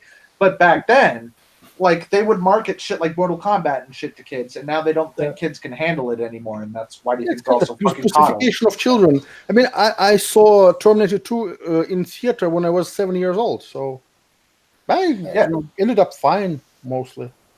Yeah, I mean, when I was a kid, I watched a space shuttle blow the fuck up, and we didn't even get the rest of the day off. I mean, yeah, they didn't completely stop class for 9/11 for me. I mean, they kept us all in the school and shit, but they didn't really do a lot of teaching in between. They just kind of wheeled the TVs in and we could all watch CNN. Nowadays, if anything like that went down, they tried to keep the kids from finding out about it. You know what I mean? It's kind of weird. Yeah, they'd lock down the school and everything. What were you guys talking? I had my sound mute down for something else. Well, we were talking about this the best movie according to critics. Ugh. Yeah, let's actually get back to the topic because we kind of went onto intent. I don't know how much there is to say about this. I probably skip down a couple paragraphs and get to what they're saying. Like, without political experience or corporate money, they build a movement of insurgent candidates challenging powerful incumbents. Yeah, without corporate money, my ass. Yeah. Have you looked into the PACs related to these motherfuckers? The efforts result in a legendary upset. Oh yeah, it's legendary, and there's a lot. Yeah, by what? 5 to 15,000 votes? Fuck off. In February, the film won the coveted audience award at the Sundance Film Festival. Sundance sounds like some hippie bullshit.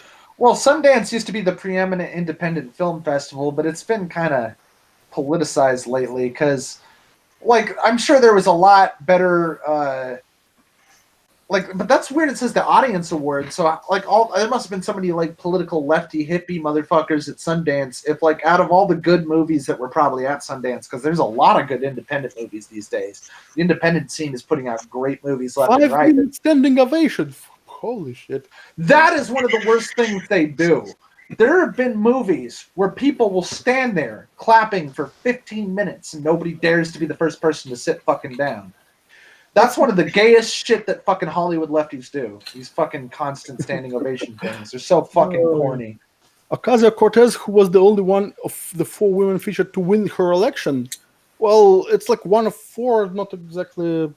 Well, at least it's something. Yeah. Was not in the attendance, but sent a message to the audience via video link. I'm just so glad that this moment for all 4 of us was captured and documented, not just for the personal meaning of it, but for everyday people to see that, yes, this is incredibly challenging. Yes, the odds are long, but also, yes, this is worth it, she said. Well, she'll be the one-term. I'm a little bit curious to maybe Wikipedia the other three women just to get a look at what they look like and where they're from. So let's see. They're from Amy Villela. Let's see. I just want to know if they look like her, if they're just some rando that was casted to look pretty. Amy for the People. This kind of sounds. This sounds like a title for a porno parody of it. So she's from Nevada's 4th district, which must be another one of those little rando districts. Yeah. Oh, wait, is Ballotpedia where they show? Yeah. Pull up her Facebook. Let's get a look at her. I want to see if she's some like hot blonde or something. Ugh. Wiki. Oh well, husband, daughter. Wait. It's like I just want to see her picture. Is all I'm saying. Like, just click images or something, just to see what she looks like. Wait, is that? Yeah, look, no surprise. Look at her. Looks like another model. Look at her. Just fucking look at her. Democrat was a candidate for Nevada's 4th congressional district in the U.S. House. Lost the primary on June, and by how much did she lose? Well, let's see. She's got the same degree as Ocasio-Cortez. Nevada running for a New York seat. Wait, no, she's running in Nevada. Keep in mind that this is shit that was nationwide, a nationwide initiative the Justice Democrats did. She looks exactly like I thought she would look like, just a pretty face. Oh, the documentary was about 4 different women, not just including AOC, and AOC was the only one who won. So she ran for the 4th district of Nevada, and of course another pretty looking chick who is just some accounting degree with a bachelor's, who's no previous experience whatsoever. So this is Cori Bush. A little bit less on the hot side and more on the ethnic side of things. So. Bush declared as a candidate for U.S. House Missouri. Oh, she's like, wait. And she's an ordained pastor and registered nurse. Again, not anybody in particular. Probably just cast for her ethnic background. Oh, she ran in 2018 for Missouri's 1st congressional district, and obviously didn't win. But she not only. Oh wait, she actually was. Oh, she actually had 36%. Not bad. Yeah, these initiatives almost all worked. It could have been 4 people like Ocasio-Cortez, and again, somebody who was clearly picked for what they look like and not for any kind of previous experience. Okay, so the last one. At least the AOC and the second chick had a background in accounting. That other chick was some pastor who was a registered nurse. So basically nobody. What's this chick look like? Jean Swearingen. Like the guy from fucking Deadwood. Environmental activist and politician from West Virginia. Well, she's 45. 76 joke here. Well, at least this person, whoever they are, is 45 and not a young nobody. With the progressive organizations, Justice Democrats, and brand new Congress. Just scroll down to personal life and see what the fuck they do for. Was born, political career, electoral history.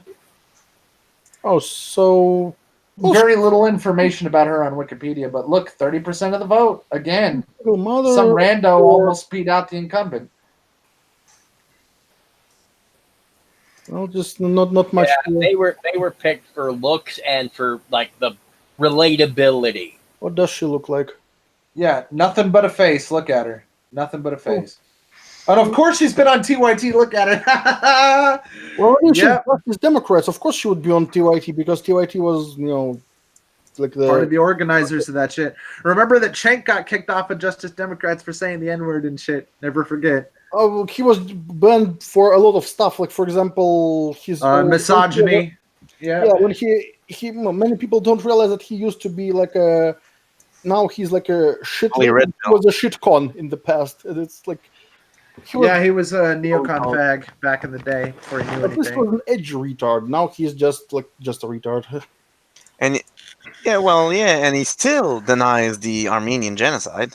That's why I'm always curious to put a face to a lot of these people's names, because a lot of times it really does come down to something superficial. They're picked for looks or picked from where they're from. They're not picked for any kind of political experience. And normally, when people are politicians, they're lawyers or they're businessmen or just somebody with some kind of administrative experiences or experience with the law. These are just randos.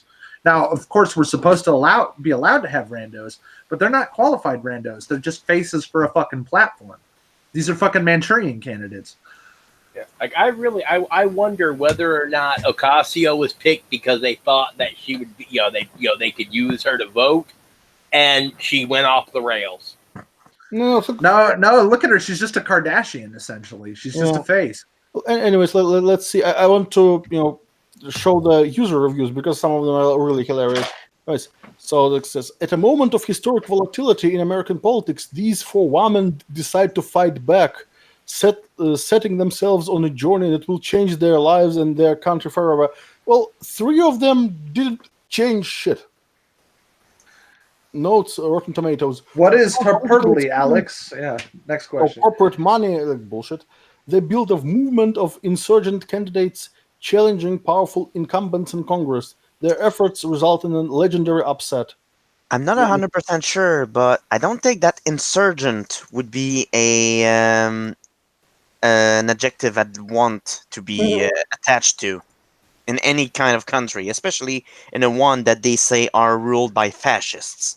I don't know. I don't know that maybe they are suicidal. I don't know. Insurgency is just a what do you call it? A synonym for rebellion. But a lot of times when people have heard that word, well, a lot of times people associate that word now with terrorists in Afghanistan and Iraq because they used to call that the Taliban insurgency. So. Again, it's like one of those. It doesn't need to have necessarily negative connotations, but what it has. No. If the Trump and his administration is indeed fascists, I still wouldn't want to be I wouldn't want to be a dissenter at all. I don't know. Just the mere fact that they're allowed to exist is sort of. What? You're gonna let the fascist win? Never again, dude. Never again. Yeah, I mean, I noticed that Trump tends to get a lot of criticism ever. Not again. I tend to notice that there seems to be a lot of criticism being spoken for somebody that's supposed to be a fascist. I mean, isn't one of the hallmarks of fascism like violent silencing of your enemies? That's what Google does. Yes. Oh, you have to actually watch the Project Veritas, the thing. It'll blow your mind. We are literally in a corporate fascist state right now, and the Democrats are the corporate fascist candidates. So, like I said, literally, it's not a joke. If you support the Democrats, you are literally a fascist by definition. Well, let's see. Let's finish the article. I just want to show you the user reviews. It was hilarious.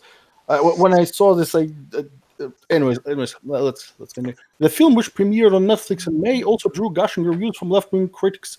The Guardian's Jordan Hoffman wrote described it. Yeah, what the fuck? Proofread your article, you piece of shit.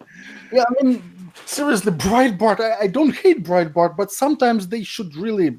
Oh, this is a widespread problem. No, he's saying that. Okay, no, yeah, it should say in gushing reviews from that left-wing Guardian, Jordan Hoffman described it as. I think they wanted to say wrote and then decided to change it to describe it and forgot to remove wrote. That's why proofread, or better yet, have an editor, because proofreading your own text is not as effective as being proofread by someone else. Yeah, because spell check will not catch things like this, you dumbass. Yeah, it's like as inspiring and a classic David and Goliath scenario. Imagine my shock. The Guardian would love this movie. Of course they would. Everyone likes an underdog story, and when the underdog is as eloquent. Eloquent. Are you serious?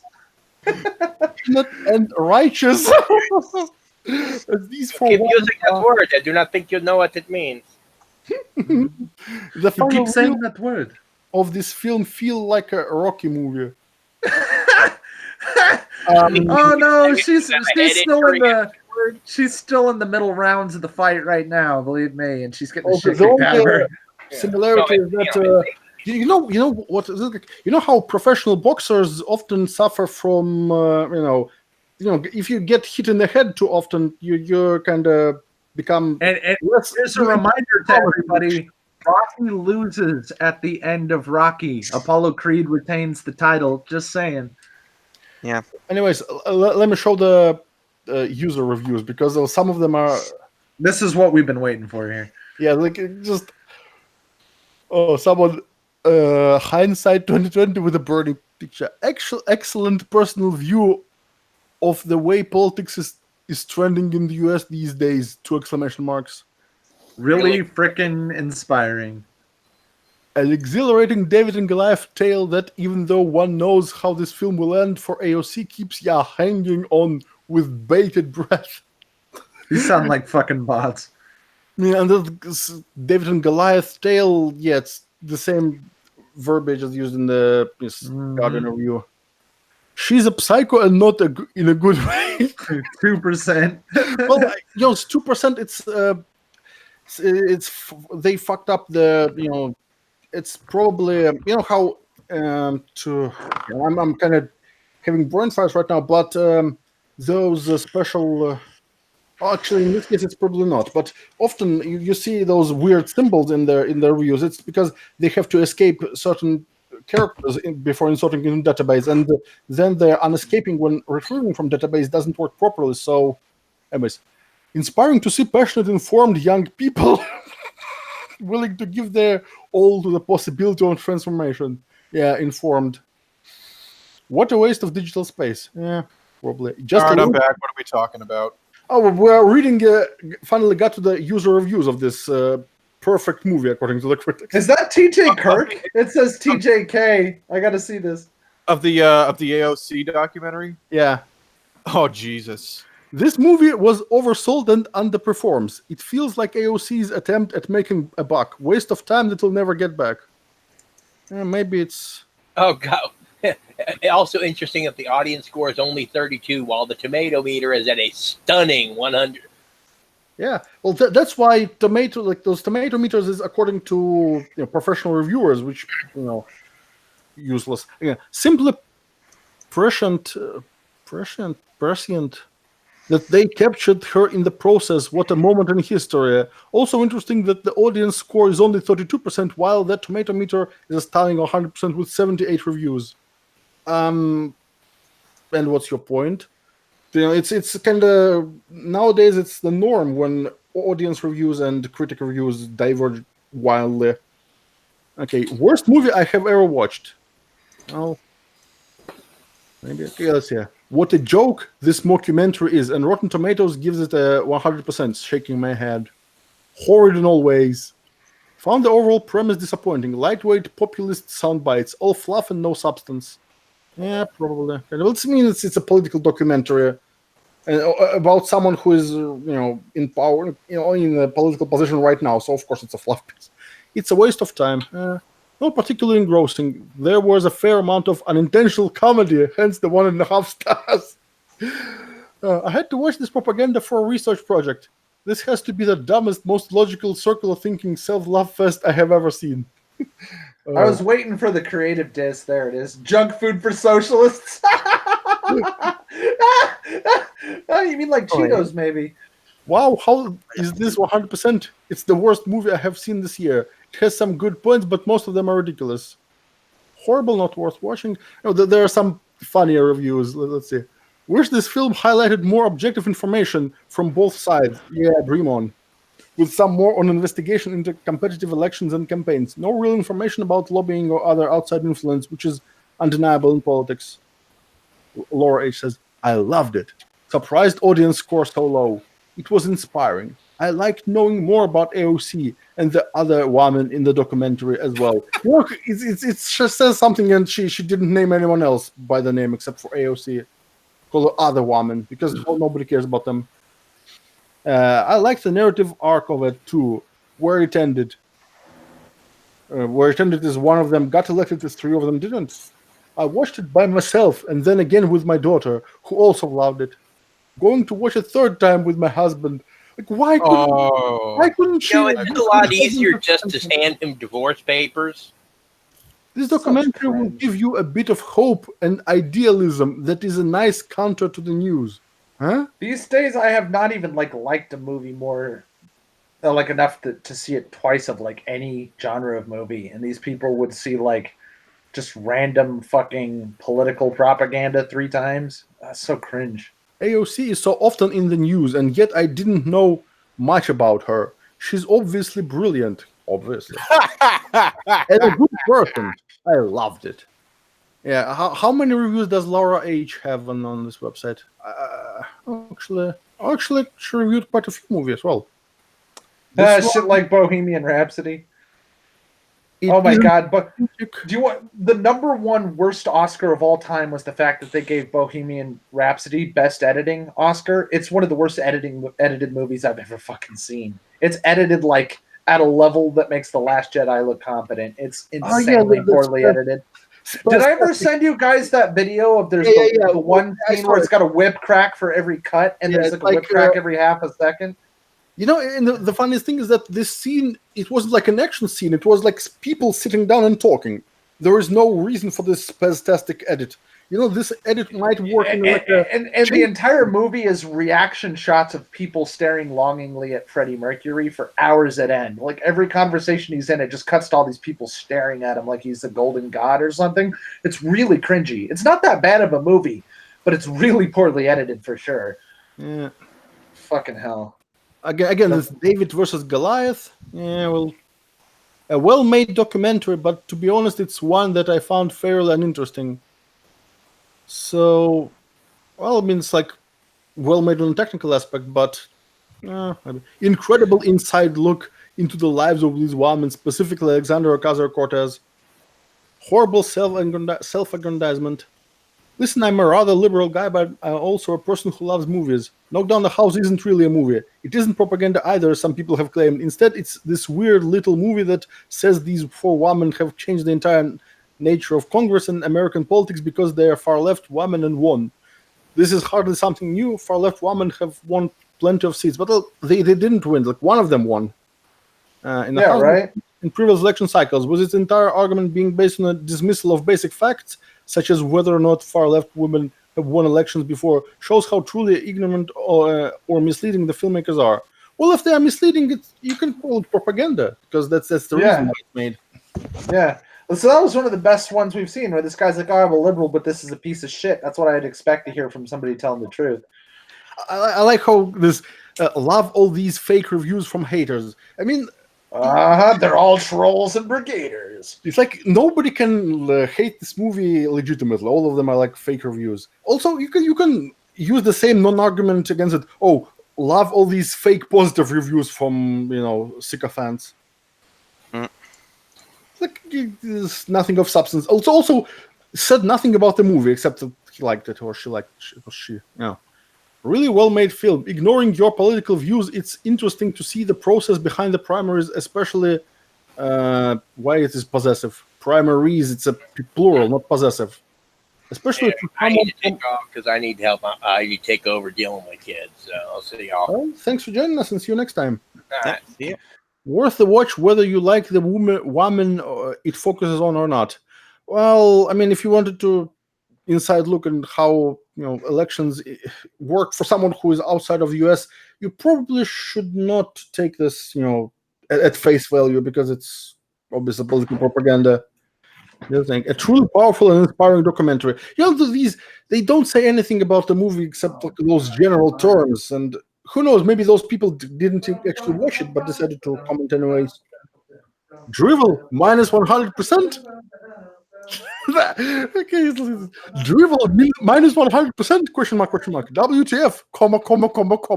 What happened to Rotten Tomatoes? When did they sell out? Well, you weren't paying attention. This was a long time coming. Absolutely loved it. Doesn't say much about the documentary. Netflix came through on this true-to-life, everything as advertised, engrossing film. It is a standout with worldwide repercussions. A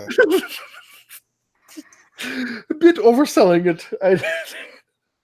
Trump on the House reveals inspiration grassroots campaign behind a political revolution. Well, that's a lie, so... Yeah. Awful, just awful. It was this weird piece of puff propaganda that really didn't explain how anything happened and insanely boring. I mean, it's best movie of 2019. Inspiring. Best movie of 2019. Even better than friggin' Endgame. Over. Inspiring. Yeah, no, but let's see. Okay, that's the only review left by this person. Yeah, they're a bot. Of course. And when this account was created, does it show? If it's the only review, maybe legitimate, but propaganda They're a piece bot. is a new generation of completely out of touch, posing as saviors generation of career politicians. I must watch. Can't stop thinking about it. All I can say, AOC will be the first female president. Holy shit! just watch the documentary, no matter what party you voted for. I'm never gonna say never, but yeah, I highly doubt it. The simple fact on how she orchestrated her way into her candidacy and won simply The fact by that no. the norm. The fact that Justice Democrats orchestrated her way into the candidacy. Yeah, and actually doing the hard work herself. All right, this person's either fucking clueless. Know anything? Anytime she's ever out 2 words. Anytime she's ever been caught without prepared statements or a teleprompter, she sounds like fucking Sarah Palin. She's a nightmare, dude. Only dumber. Yeah. She hasn't been caught that often because they make sure to protect her from that, because they paid attention when Sarah Palin was fumbling around in 08, dude. Yeah. And truly affecting and confronting people in front of her, even her own party, says a lot. Shouldn't a lot be 2 words? Just remember, I told you. Wait, just remember, I told you so. Told us what? That she will be the first female president. Yeah. Let's not run too much further down this train. This is just. Oh no, the funniest reviews are still there because I saw them a while back. Somewhere really, really funny. Well, that was probably the funniest review yet because of what a fucking either I can't. Like that person is either I can't tell if that person's being like a Poe, like it's all that thing they. I would just call him a retarded optimist. Sup, my Negroes? Oh yeah, or some fucking delusional optimist. Yeah, I'm never gonna say she'll never be, but yeah, There we go. That's better. I'd sooner count on Trump than the third Nick, term. how's it going? Good and bad. How are you? Well, we are traveling into the depths of user reviews of this movie. Oh yeah, the AOC mockumentary. Like even Man, if only fucking Lewis was here and we found some Spanish reviews, it'd probably tear into that bitch something fierce. I kind of want to watch it because I almost imagine it being unironically like this is Spinal Tap or something, just fucking. Yeah, like every Hispanic person I've interacted with her hates her, like with a passion. It's great. Well, because she's not like them, depending on like where you're from and what kind of Spanish. She has nothing to do with that entire ethnicity. It's pathetic. Yeah, she's an upper crust, descendant maybe of immigrants, but she's an upper class, upper middle class at least, depending on how you look at it. She's like, I had no idea what garbage disposal is. I never grew up around that stuff. Like like probably that grew up shit. with a fucking maid or something. She had some like her mom divorced her dad, but her dad still paid. Like you have no idea. Even like poor fucking housing, some of them have garbage disposals because they just fucking left them in there. Yeah, they're pretty common in sinks in most houses. Like you'd have to be in kind of a shitty place that doesn't have a garbage disposal. They're pretty common. But by the way, speaking of garbage disposal, wait, actually no. Apparently in New York City, the garbage disposals, where basically, actually, since we don't have stuff like that, I had to look it up. But apparently, this is just some like grinder that grinds. Yeah, it's just a grinder that has like big food chunks. Yeah, but it's so that way you can put shit like orange peels and stuff down your sink and grind some small pieces that goes down the tubes. Wait. The thing is that after it getting just blended into a paste, it gets shoved into the like sewer pipes, right? Yeah. That in New York City, a lot of sewage systems are old and not suited for high amount of chunks solid chunks of garbage. Oh, yeah, I can imagine maybe not a lot of garbage disposals being in major metro areas. Yeah, because but of they city still problems. exist there. But the idea is, she said she didn't know. Like, did you hear the fucking phone call? Like, Well, the what is this implication thing? is that a It's like garbage she was disposal is some kind of- scared, she was implying it was some kind of luxury, is what she was implying. Like, oh, which is she- wrong. Yeah, not only is it not an expensive item or any kind of luxury, but she grew up relatively like upper middle class, or at least upper crusty. You know, she lived in a nice area. Yeah, but the thing is that like, apparently these were banned in New York City until kind of recently-ish, and even now, even though they are not banned anymore, many housing complexes don't allow them because the owners don't believe that their sewage system can handle. Oh yeah, that's Okay, common. yeah, so but she has- yeah, she I'm has not even plausible talking about that. deniability, It's just Yeah. that her arrogance, and then she's like, "I'm just like you guys. I don't know what a garbage disposal is." Like, come I on, love how her accent changes depending on who she's talking to. She can't right? help it. 'Cause It's like not she's a like super autist, except she isn't Well- autistic enough to ask the JQ. I mean, did you see how cringy she was when talking to like the fucking Black black people? people? Yeah. Yeah. Well, the thing is, Oh, that was amazing. it's actually very common for people who are relatively like isolated and used to only dealing with one kind of people to change the way they talk when talking to other people to try to fit. I mean, in. that's It's actually- normal. That's normal human like adapting to shit. But she does this like for a reason. She does it to manipulate people, and she's bad and at it. She's what it really implies- bad at it. Well, what it implies is that she's used to only talking to one kind of person. Because keep in mind, if she grew up in northern New York, why does she have a Valley Girl accent? I'll tell you why. It's Because she's a fucking valley girl. Yeah, she's a spoiled princess. She is not a poor person. She's not an everyman. She is an upper crusty. Not like a super rich upper crusty, but she's an upper crusty, okay? So that's why she has a Valley Girl accent, because I gotta tell you, people from northern New York don't sound like that. Only spoiled girls who only hang around other spoiled girls and go to spoiled girl colleges sound like a spoiled girl. It's a thing. And it betrays her. And it's hilarious when she was like trying to talk. She was worse than Hillary Clinton when she's like, I'm talking like the how about that catch me outside girl when I'm talking Which to is black. funny Yeah. considering she comes from Arkansas, doesn't she? No, AOC comes from northern New York. Hillary Clinton. No. comes I'm from talking about Hillary. Yeah, she's either from Arkansas or Missouri. I believe Clinton's from Arkansas and she's from Missouri, I think. Okay. By the way, I want to tell you, Bible Belt people. Yeah. look at those 5-star reviews where this is the only movie this user reviewed on this site. Well, Fake. It's all fake. Yeah, Good night, everybody. So So the score would definitely be lower than it is now. Holy shit! Oh yeah. And, Oh yeah, baby. I'm not saying that they're necessarily, created just to improve the score of this movie, but it kind of sounds like this. Kind of sounds. If it sounds like a duck and quacks like a duck, it's not a goose. Yeah. Again, this one. Well, at least this account has a custom profile picture, so that's something. But still, just one review. Yeah. We got machines to make that shit though. Where the fuck is my phone? So superficial and a total snooze fest. Not really worth watching. Watch this, and it's like clapping in the downfall of human race. Clapping at the downfall of human race. Sad example of an immature, ignorant idealist winning due to a tiny minority of idiots snatching a win with a minority of votes. Yeah, it's kind of like that.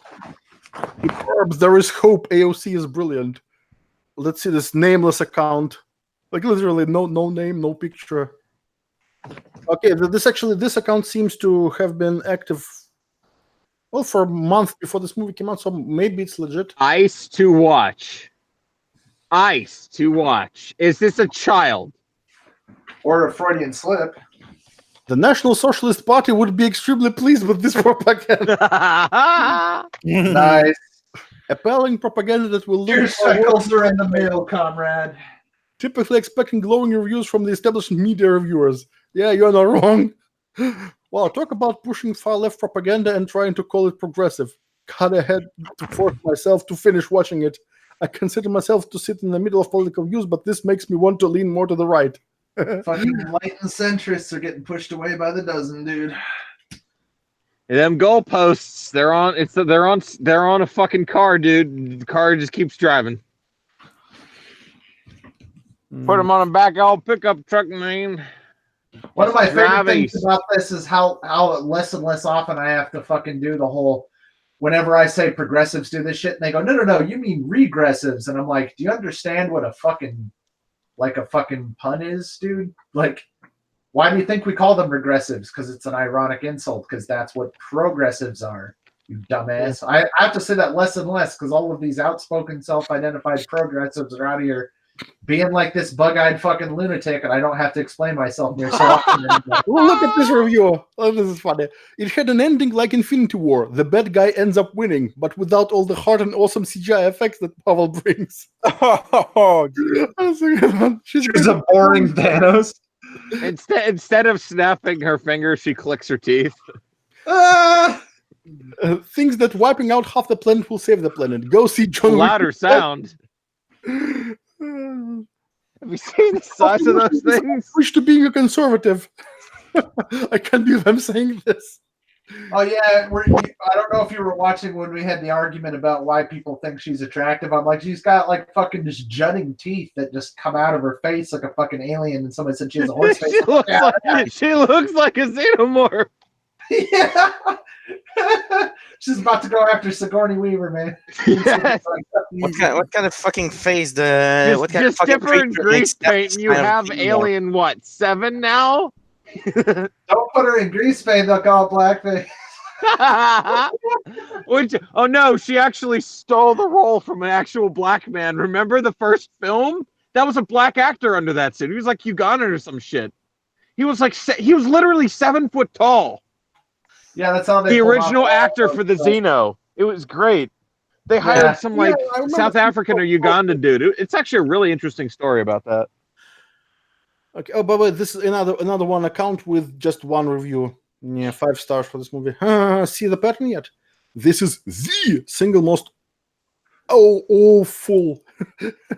It's not how it's spelled. Piece of excrement I have ever sat through. I'm a huge AOC supporter, but this does not tell the truth. This is watered down lies and good feelings making garbage. The real AOC is a warrior, and she's going to help get the Republicans pit of this country. She will see them. That's a troll. That's a fucking troll. That's not real. That looks like a poe. She's the chosen one, the hand of Allah. This is why. That is so a poe. Come on. This is why I said the funniest reviews are. 10 out of 10. You tried. Yeah, this is why I said those reviews are funny. I want to eventually get on to doing the hit pieces on YouTubers. Have you fucking seen some of this Oh, shit fucking lately? Philip DeFranco.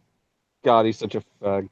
Yeah, because at some point I want to bitch about that guy, but I don't know if we pulled up the CNET articles about Jeremy Hambley or the one. You seen the one that calls Young Yeah like an alt-right gamer and shit? What? Yeah. Really? Yeah, there was one that targeted not just Jeremy Hambley but Young Yeah, and it's a Well, Gundam. the quartering It's is a a Gundam fucking guy who fat talks piece of about shit, Twitch but thoughts fine. and shit. Yeah, it's crazy. And Young Yeah doesn't even talk about politics unless they target his precious Kojima. You know what I mean? Yeah, he's got to suck. Did you like it? Yeah, because Young Ya's pretty fucking straightforward, like legit journalist type. Quotes Jason Schreier a little bit much for my taste, but Young Ya's made 2 particular mistakes. First of all, he debated Jason Schreier, who is the head Jew progressive of fucking I think Kotaku. And the other thing he did is he flipped out about the people who are calling Cyberpunk 2077 racist because CD Projekt Red is his other sacred cow, so he's in it now. Well, the other thing is I'll give him credit. He actually interviewed Mike Pondsmith. And Pondsmith basically told everyone to fuck off in multiple places, including that interview. Well, yeah, and the thing is, like, why would a guy like Mike Pondsmith got really ass mad about that shit. No, I showed you the Reddit thread where he basically told them to go fuck themselves. Yeah, I forget. Is he the guy who jacked a bunch of money from? No, Pawn Smith is the black guy who actually made Cyberpunk 2020. Yeah. He basically said, like, why are all these white liberals trying to tell me how to live my life? He basically got up on stage and was like, "Fuck all you Biswell motherfuckers! Like, shut the fuck up! I am actually." Yeah, they were bitching about like, oh, well, you wrote this supplementary they were introducing. He's like, bitch, I've been working with these people for this game for the past 2 fucking years, and it's my. It's like, who do you think authorized that shit, you idiot?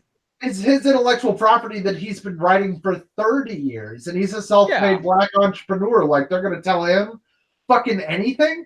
It's just total Biswell shit. And he even explained it like, number one, the gang in this game took their territory back from the fake people, so why are you complaining?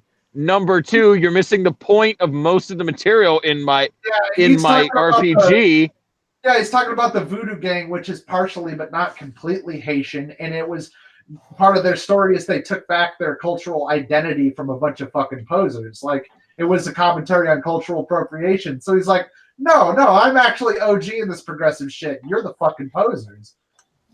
And all the people flipping out about that trans, bring up the trans. Completely missing the point. Yeah, Gleb, if you could, I don't know if you want to segue away from this, but goddammit, I really don't want to do any more reviews for this movie. I wanted to show that this one of my favorite reviews. The CGI is fake.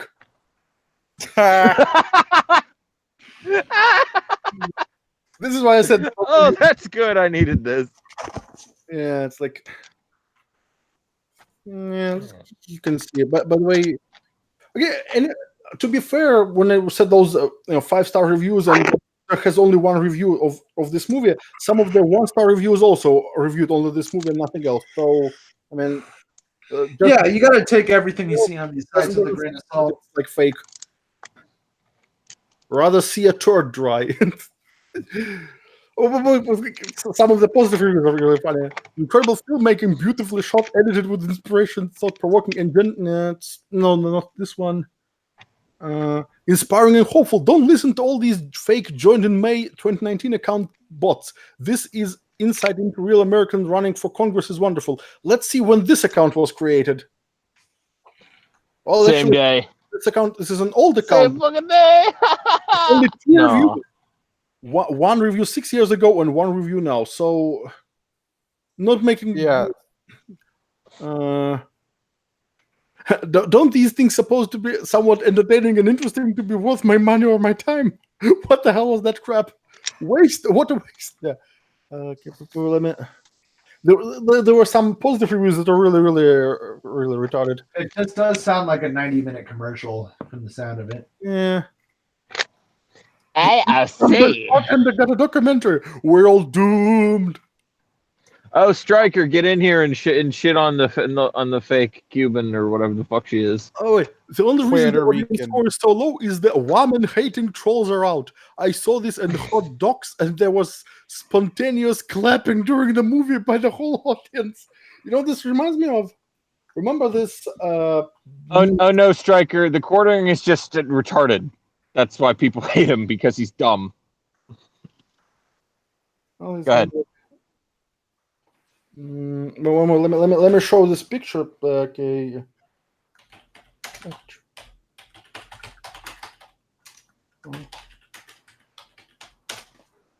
Just remember this Patriarchy comics.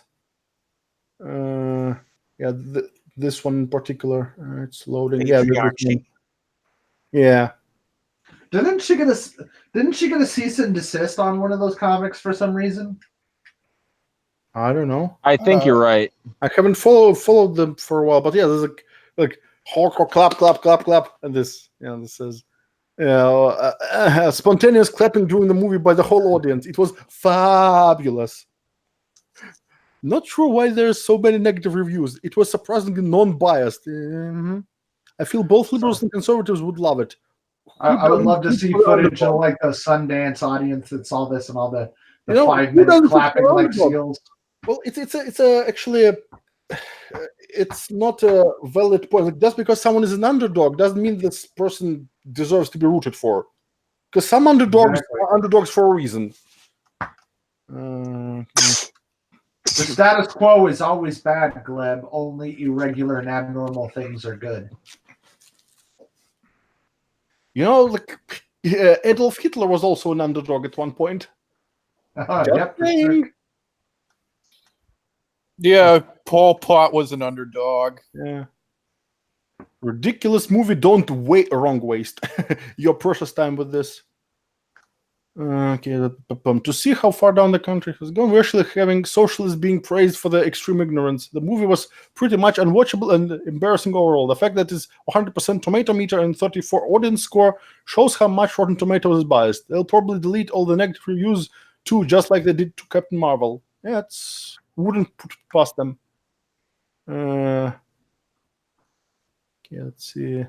Like, factually accurate and purposefully misleading. Nothing more than left-wing propaganda. The lighting was pretty neat, though. That's it. Yeah, Best lit film, Sundance Film Festival Award. I'm not sure what was worse, the movie or the main actor in it. Wish it was fiction. Jesus. Okay, this is. I'm about to hang myself. Yeah, I'm a classical liberal and can't tell you this movie is 100% far leftist propaganda.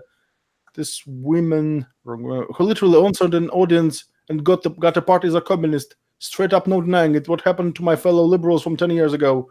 Why is the new left so adamant on destroying this country by electing commies like this? And why is an ideology that is responsible for 100 million deaths so revered now? Because Black Pill alert, everybody's fucking retarded. I'm so confused, and unless Biden gets the 2020 nomination, I'm 110% voting for Trump. And I hate the guy, but I will do whatever I can to do my part. That is, wasn't there something Obama did where he repealed some sort of law about propaganda, and that's why all the news shit immediately went off the deep end immediately after he did that? Because one of the NDAAs, they literally lifted a 1948 ban on domestic propaganda. Oof. Yeah, I would imagine that is a little something. That's literally how they entered World War One. So the toxicity is alive and well in these reviews. Pretty sad. The movie was well done, bittersweet and inspiring. You know how many reviews said bittersweet and inspiring? It's not the first one. So it's like, yeah, and I guess because not everybody fucking won their fucking thing. Nick, were you watching when we saw how many votes some of these other candidates that didn't win like AOC did? They got like 33% of the vote in all these districts, and they're fucking nobodies. Just some randos. That's the power being propped up by the fucking Justice Democrat. Yep. Also, the sad part is that I see those. I think that those reviews that say bittersweet and inspiring probably are written by the same person with fake accounts. Enjoyable behind-the-scenes information. Look at these campaigns. Well, don't underestimate the ability of people to be NPCs without an original thought in their head. They just read it somewhere else and repeated it like a parrot. NPCs, these intelligent everyday women, the intelligent and AOC, for the like I said, it's not a good thing that they're everyday women. Oh, for the greater good. Remember this? Actually, fuck! I forgot to launch my soundboard application. Let me one moment. Tower. It's been too long since we had soundboards. Yeah, I kind of forgot to annoy my audience with this. Yeah, it's been a few weeks. The greater good. The greater good. The greater good. Yeah. Force a greater good. The greater good. Yeah. That was perfect. This is a right. This is a right we all have as citizen, singular, and they deserve our utmost respect. Just because you run for an office doesn't mean you automatically deserve respect. Especially if anyone can do it. I found down the house. She's gonna save all the drowning children and the Aleppo kid and shit, and turn back time and find a way. Yeah.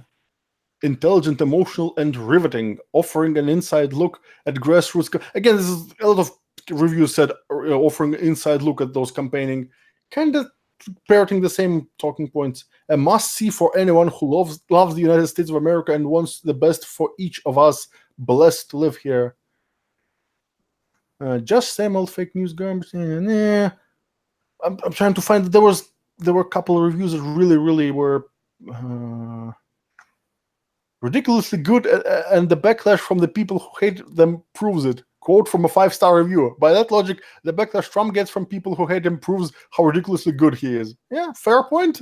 Actually, even though it's okay. These so-called critics are biased beyond belief. Nothing. Ridiculously. Oh yeah, this is the review by someone who probably never reviewed any other movies. Yeah, told it. At least has a user profile pictures or something. Maybe they could have snagged it off Google Images. All I just had to type in was soy boy. Yeah. Wow, lots of people with an agenda trying to make it seem like this is a bad film. Sorry, great film, great message. Deal with it. I'm the Avatar, and you need to deal with it. Exactly. Yeah. Choroid. Lots of trolls rating this poorly. If you read their reviews, it's obvious they didn't watch the movie. There's a franchise that died a painful death. As it has very little to do with socialist propaganda and everything to do with democracy. Great film. Avatar is sad because it wasn't even taken over by outsiders. The fucking original. Yeah, they killed it themselves. Yeah. And it's like, why though? Maybe they fucking, because it's sort of like when Lucas didn't have any handlers. I bet you that there were some other unsung heroes of Avatar that weren't around to rein those fuckers in. That's true, because that sounds like what happened to Firefly, and then the writer left, and then Serenity happened, and Whedon just went fucking crazy. Yeah, Whedon always needed people to rein him into. Like, it's a fucking team effort. There's no such thing as because the other guy who worked on him with Firefly worked on him for most of Buffy. And Buffy was a decent show for what it was. Didn't really go off the deep end until the last couple of seasons, you know. Joseph Goebbels would approve of this film. Oh my God, we've been on this for half an hour. Kill me, Gleb. Can we? It's like a couple pages left. Just wanted to. I know you're addicted to fucking bullshit film reviewers. Okay, do I have to bring my ride watches as a fucking buzzer? Come on now. Hey guys, I was willing to entertain this segment, but it is dragging, my dude. Look at this. Can you could have Japanese toys shouting at you in a few minutes? And I haven't seen it myself. Yeah, haven't seen, but 5-star rating. Yeah, great job there. Yeah, oh my God, okay, not even this will trying be to the do last it. page. Seriously, please. Yeah, inspirational film. Trolls, racists, and or basically Trump supporters are worried. And or basically, which is it, you illiterate asshole? Orange man bad. Trump supporters are worried. No, we love people like AOC because Trump, Russia, possible collusion. Trump, Russia, possible collusion. Put that to a sick beat. Well, you haven't seen this movie. Somebody's already done it, dude. Have you not seen the Trump, Russia, possible collusion? Yeah, I'll play it after we finish with this. Oh, it's been a while, man. We need more of these stories. It's been a wild couple weeks. For one to make it 100 months. At these streams, I kind of go fucking crazy. Yeah, we haven't even started talking about Google or anything lately. Oh, glad to finally see you here. It's been a while. Hey, well, it's been a while since we streamed. I can't remember the last time I was on. Yeah, seriously. Yeah. Yeah, we had It's 2 really- weekends off, so 3 weeks. It's been really fucking wild for me. So, Well, apparently Glebs has been sick, then he had to do work, and then I know. I always thought he was a neat. Here, that's untrue. No. Yeah. He's got too much cool shit in his room to be neat.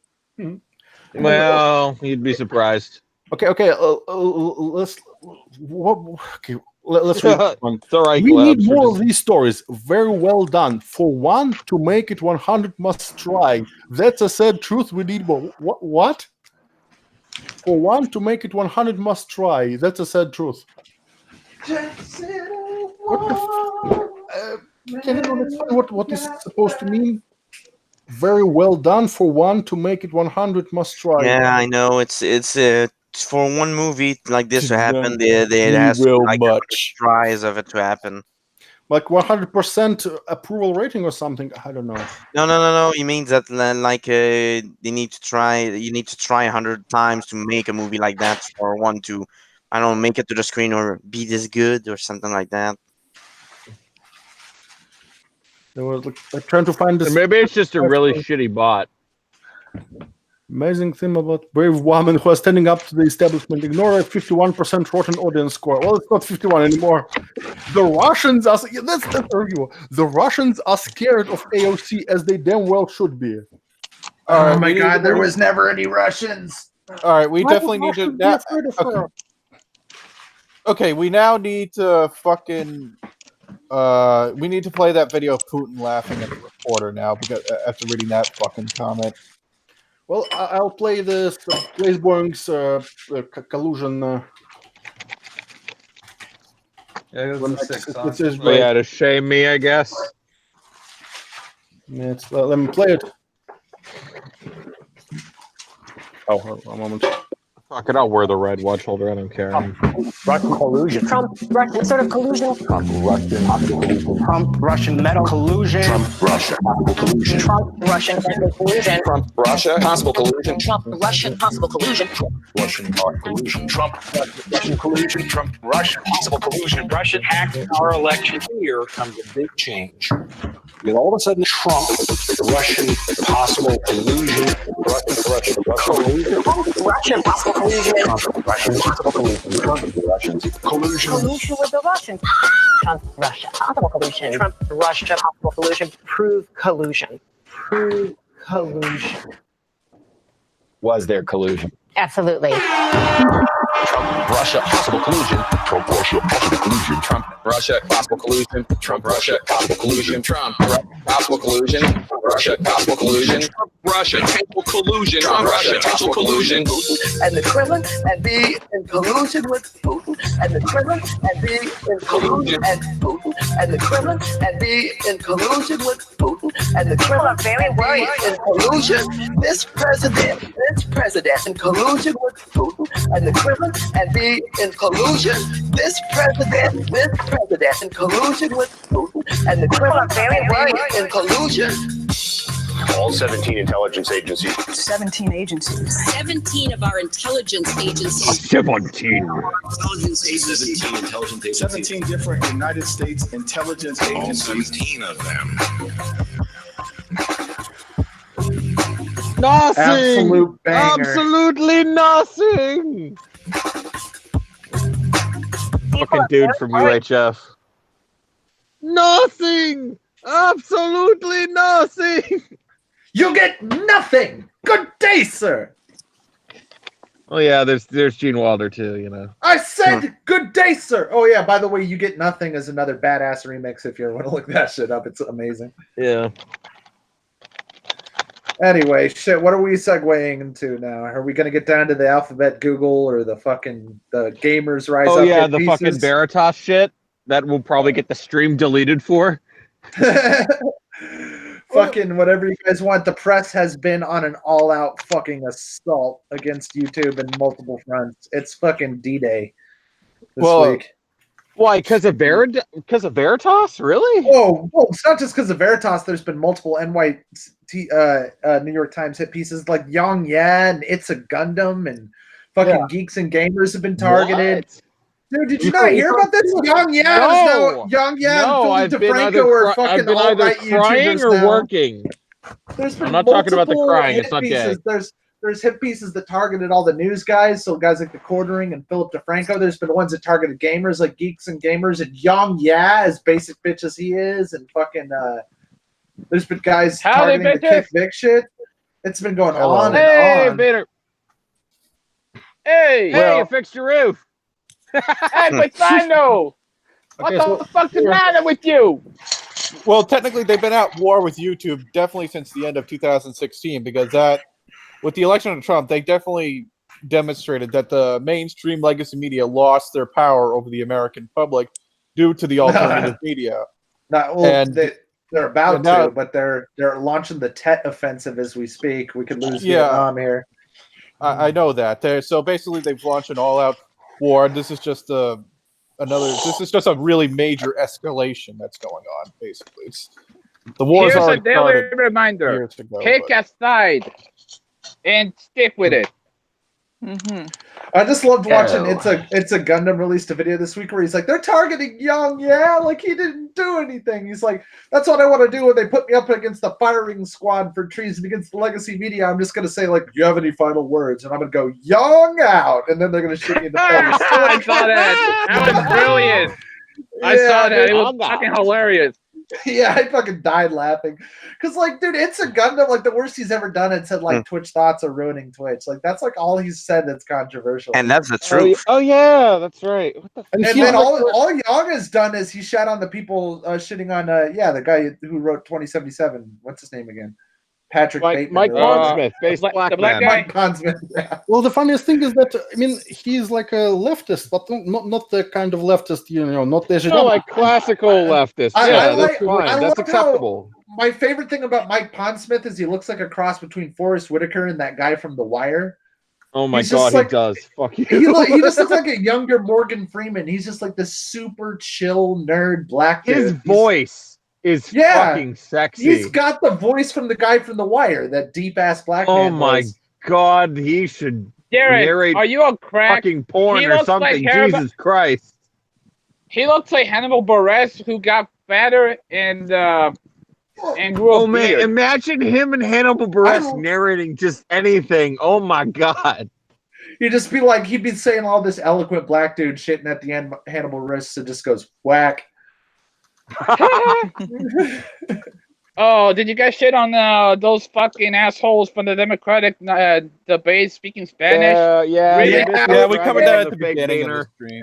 Hey, we got to ragging on the fake Boehner. Bud, please bring up a clip of Cory Booker speaking Spanish, and we'll have Please, Yeah. please, Oh, I need to oh, shit I on wanna this see people. that. Yeah, I gotta see if Stryker can have you understand seen what it? he's saying. Yeah, this will be a treat.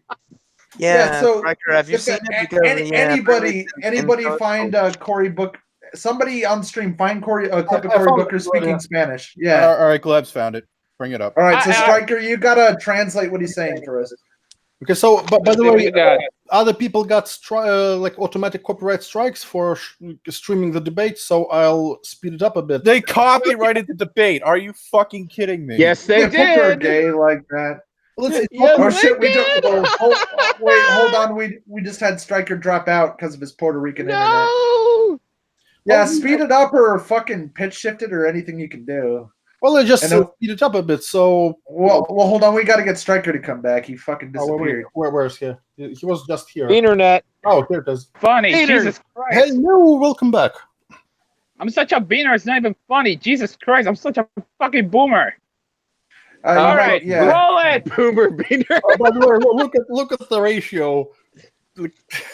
Yeah, I got ratioed into oblivion, dude. ¿Dónde está la biblioteca?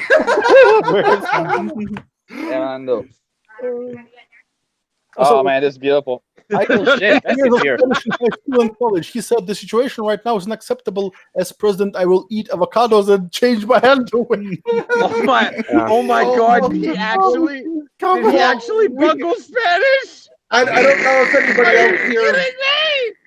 Well, I think Stryker's Oh, the only man, one I among wish us you who could see actually this right speaks. now. Stryker speaks Spanish, so we'll see if he can actually understand him. Because I've heard his accent is terrible. How do I press one for Oh, you? Okay, let's listen to this. Let's play. La situación ahora es inacceptable.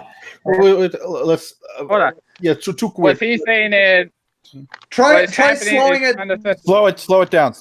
Yeah, Slow slow it it down, down yeah. instead of speed it up. Yeah, so we can understand him. Okay. La situación ahora es inacceptable.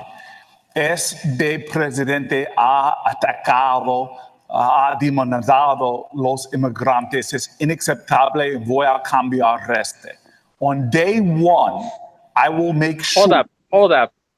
Freeze. All right, what he said was it is unacceptable what is happening. It is unacceptable what Donald Trump is doing to the immigrants. The guy's pretty much saying that he thinks that Donald Trump is killing immigrants in the fucking border. But was that like actual Spanish, or was he like sounding like retard Spanish? He sounds like he's fucking Brazilian more than anything else. Much respect. He's respect to having the a Brazilian. Portuguese accent, trying to make his fucking Spanish. All right, that's a win. He sounds like he's speaking macaco. Senator Kohei Booker over here. Look at the face, and again, reminds you of. Yeah, he looks like he's on fucking. Yeah. Well, I am convinced that he's got some kind of mental disorder because the spurgouts that he does, and I love his lazy left eye too. It's hilarious. Wait, does he actually have one? Well, look at his eyes. He's wall-eyed, dude. He's staring in two different directions. A bit, yeah. I know a guy. Lazy eye, in my opinion, but yeah. I know a guy who has that same eye issue, but at least he can see. Look at this guy. He looks like a retarded. At least the guy you're talking about probably has something behind those eyes, as opposed to Cory Booker, which is like the dark void. I remember reading a comment from some Hispanic fan of fucking Mr. Reagan who said the thumb with eyes has very poor Spanish. Wow. That was some of the worst Spanish I've ever heard, and I see you gringos speaking Spanish. You guys suck. He sounds like a guy who's practiced at length to be able to roll his R's and just can't quite get it because I can't do it. I can't do the burrito on my fucking Google and doesn't do it. Negro. The thing is, the guy looks like he's taking Spanish classes from Duolingo and really sucking at it. He also Isn't came from Duolingo supposed to be decent? What the fuck? I think he also came from the AOC school of every pause is a great freeze frame of his face too. Oh god, that fucking bitch. Look at how nervous he is. Like, did I fucking rock the Spanish or what? All right, roll it. Number one, we end the ICE policy and the customs and border policies that are violating the human rights. Yeah, now you could see that the eyes were looking in different directions. I mean, oh my Cory god, Booker, that's bad. Cory Booker is as much of a beaner as Rachel Dolezal is of being Native American. Well, yeah, you'd be right about that anyway. That's Elizabeth Warren. He's about as beaner as Rachel Dolezal is black. Well, part of the reason why Cory Booker has such an unfortunate face is he is a mulatto. I believe he's half black. Like, spicy. I mean, he has a minute cold. I see. Fair enough. Spicy there with the racism there. Well, no, I'm pretty sure he is literally a mulatto. I mean, like what? No, but I What meant did I that say? you were like the reason he has a fucked up face, dude. Come on, that's a little. Well, dude, every time, dude, it's either like mulatto people either turn out. It's like a rule. There's no middle ground. They either turn out ugly or hot, and there's like nothing in the middle. Jesus Christ, you motherfuckers were waiting on me to wail on this guy. Well, I just wanted to know if his Spanish was intelligible or not. Yeah, Apparently actually, he pulled it off. we were hoping he'd wail on AOC, but we passed that already. No. You know what? Show me that clip with AOC. For the love of God, I want to this. By the way, Cory Booker's not the only guy who spoke Spanish. Who was the other guy who did that? Yeah, Beto O'Rourke also did it. Oh, yeah, we got to listen to Beta. Come on, give us a Beta. Come on. Yeah, Beto O'Rourke apparently spoke Spanish as well. We got to see how the white guy did it. Yeah. He might have been worse. O'Rourke was the first. He might have been better. Who knows? Well, Beto's from Texas, so he has a higher chance of actually dealing with the Mexican population. Cory Booker's from New Jersey. Yeah, he's from Jersey. What does he deal with? Cory Booker is going to be dealing with Puerto Ricans mostly because that's what half the beaner population in New Jersey is. Yeah, Jersey and New York is mostly Puerto Ricans. That's why. Dude, I know my people. I know where these motherfuckers go. We got trackers on them, man. What, you got family and friends in New York and New Jersey there? I got friends in New Jersey and New York, but other than that, one of my cousins is in Philadelphia. One is in a couple of them are in Ohio, and one of them is in Florida. But I already told you guys that. So. Oh yeah, doesn't Tim Pool currently reside in New Jersey? So holy crap, Cory Booker is Tim's senator. Holy shit. Yeah, Oh, I think Tim Pool moved in the same office as either Mines or Gab. I forget which one.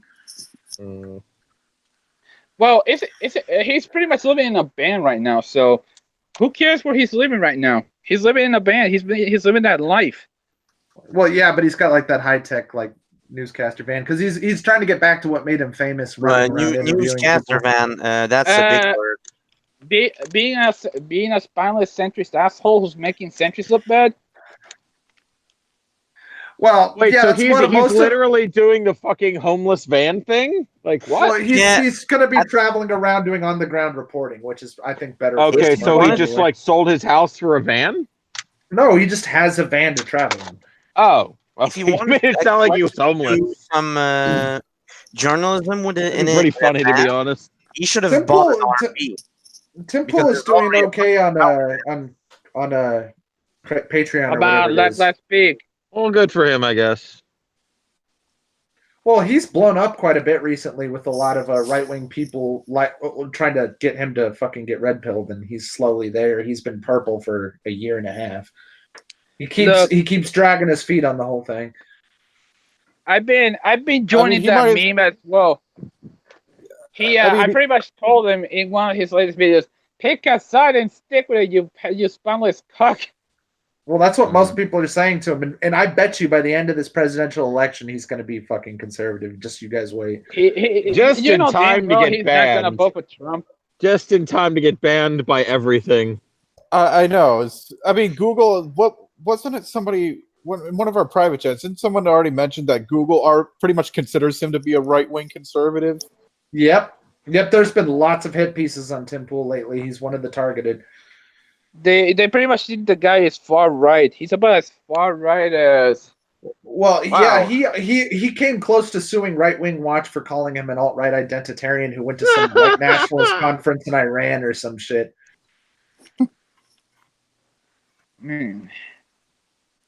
Yeah, he came close to jumping in at the same time Majid Nawaz was suing SPLC. Yeah, it was SPLC who said he was a white nationalist, and he made them retract without suing them. He White nationalist. The man is Korean. How the fuck is he? Oh, right. He's a twink. He's a Twinkie. Oh, what? Tim Pool? Yeah, Tim Pool is he's half Korean. Oh, yeah. Half worse Korean. Half worse Korean. No offense to Jung. And the other half is Tim white. Really, and Tim really doesn't miss a time to mention this fucking half Asian. Yeah, because Tim Pool has that disease where everybody who's a white passing half breed always has to fucking just go hard for a while, and then they snap out of it and realize it's all stupid. You know, he's doing the Colin Kaepernick thing for most of. I mean, he's more Asian than Sean King is black. So yes, this is true. Let me guess. Was AOC? Oh yeah, I know that AOC was crying in the fucking border. Because I mean, how the fuck is this woman Mexican? She's not Mexican. She's a Puerto Rican. But well, no wait, she's not even Puerto Rican even. Her parents are Puerto Rican. But it's like that. Yeah, she's Chicano. She's raised upper class. She's as white as the rest of us. Bullshit. Let me tell you what she is. She's a New Yorican nigger. That's what she is. I'll take your word for it, dude. Okay, we'll go with that. She's a New Yorican, dude. With Stryker. Learn about all the Latin degenerates with your boy Stryker. Well, she definitely considers racist. Well, she definitely considers herself Latina, so she feels kinship with these friggin' third worlders coming across the border because they speak the same language. Oh, dude, she's a fucking puppet for the Justice Democrats. Remember? Yeah, we know that. Oh, is that why her mouth is so creepy? Oh, that makes sense now. She's literally a puppet. She's got Soros' hand up her ass. Yep. Not even, and that's not Jeff Dunham handling her. That's a fact. That's why she looks like a Skeksis from the Dark Crystal, because she's a Jim Henson creation. Oh, a Skezix? Or no, that's something else. I forget. Skeksis. Okay. Hey, Darren. All right. Hey, Darren. I'm thirsty. I need some water. Yeah, we got another puppet here. We got Bert. Oh fuck! You keep doing Ernie. You keep fucking doing Ernie. You're Bert. Yeah, all you gotta do to be Bert is just sound pissed off, and we'll just go, I'm so thirsty. I can kind of do the Ernie voice. Come on, man. Come on. No. You just. Why is I'm on it. black now? I'm just. I'm pretty much owning the meme now. I just own the meme now. There's Fuck it. powerful niggatry at work here. All right. What else we got regarding that? Yeah. What are we doing That now? sounds like Bert. Anyway. Well, Hold on. Don't we have to give equal time? Don't we have a fucking token woman here? I could have sworn I heard a high pitched voice at Oh one yeah, point. where is Betty. Betty? Yeah. Ready? Right here. What? Say words. Words. Yeah, diversity quota achieved. All right, now we can move on. Arigatou gozaimasu, Betty-san. I just took the batteries out of my ride watches. I'll go have them scream Japanese at you. Anyway. Dude, we got 3 waves in here, man. Like 4 of them. You got Nick. I think Abby, everybody me, but and- me is an anime tard, yeah. What are you talking about? I'm not one. Okay. Don't you love it when Nigga, you you order watch stuff Tsunami. and you forget about it and it's like, oh, what's this? Oh, shit. Nigga, you watch Tsunami. You're officially a weeb. All right, fair enough. Yeah, I like how I said that. I was like, oh god, it's almost 10:30. All right, we got this Turn that on. Attack of Titan nigga on the screen. What is he doing? Oh, he does. Cory Booker does kind of look like one of those Titan monsters. Yes, doesn't he? he Oh my god. Yeah, go back to presenting, Gleb. We'll just look one more time at this fucking creature here. shall we Just erase the bottom half of the screen and replace it with a wall, and he's just looking over it. Oh my god. Oh my god! I did that as a joke and it works! You fucking mad lad. Yes. What? I expect memes in the Discord by the end of the night. You absolute mad Chop, lad. chop. Get cracking, I am bitches. gonna put batteries in gaze because that's a perfect soundboard for this. Anyway, go ahead. Okay, let's finish this. And the customs and border policies are violating human rights. When people come to this country, they do not leave their human rights at the border. Number 2. Because they never had them because they come from other countries, you moron. Yeah. Not every The country has citizen- human rights. Like, That's I a don't- I perfect don't- place to pause there. Well, any country that signs the Convention on Human Rights is technically a party to that treaty. So, anyone who steps foot in the United States is entitled to Yeah, human rights protection. But whatever. Entitled to it only doesn't if they mean they'll apply- actually get it. So there's a difference No. between applying for refugee status and illegally crossing the border. One of them makes you a criminal, where we detain you and deport you, which is the fucking process. And if you apply for refugee status and we give it to you, then you're a United States citizen or a provisional, whatever the fuck. I forget exactly how it works. But the thing is, when you just cross the border, no, you don't have rights. Like, we're not going to kill you. We're not going to torture you. We're not going to enslave you. We detain you, and then we send you back. And you don't have rights to avoid that. That's not how this works. Or you will get questioned into being part of the MS-13 or the cartel. Well, this is why I say all progressives do is lies, because he's sitting here saying they have a right to just walk in. No, they don't, Corey. Stop lying, you fucking retard. Look at this constipated face. You That's what I freshly was talking about circumcised earlier. dick.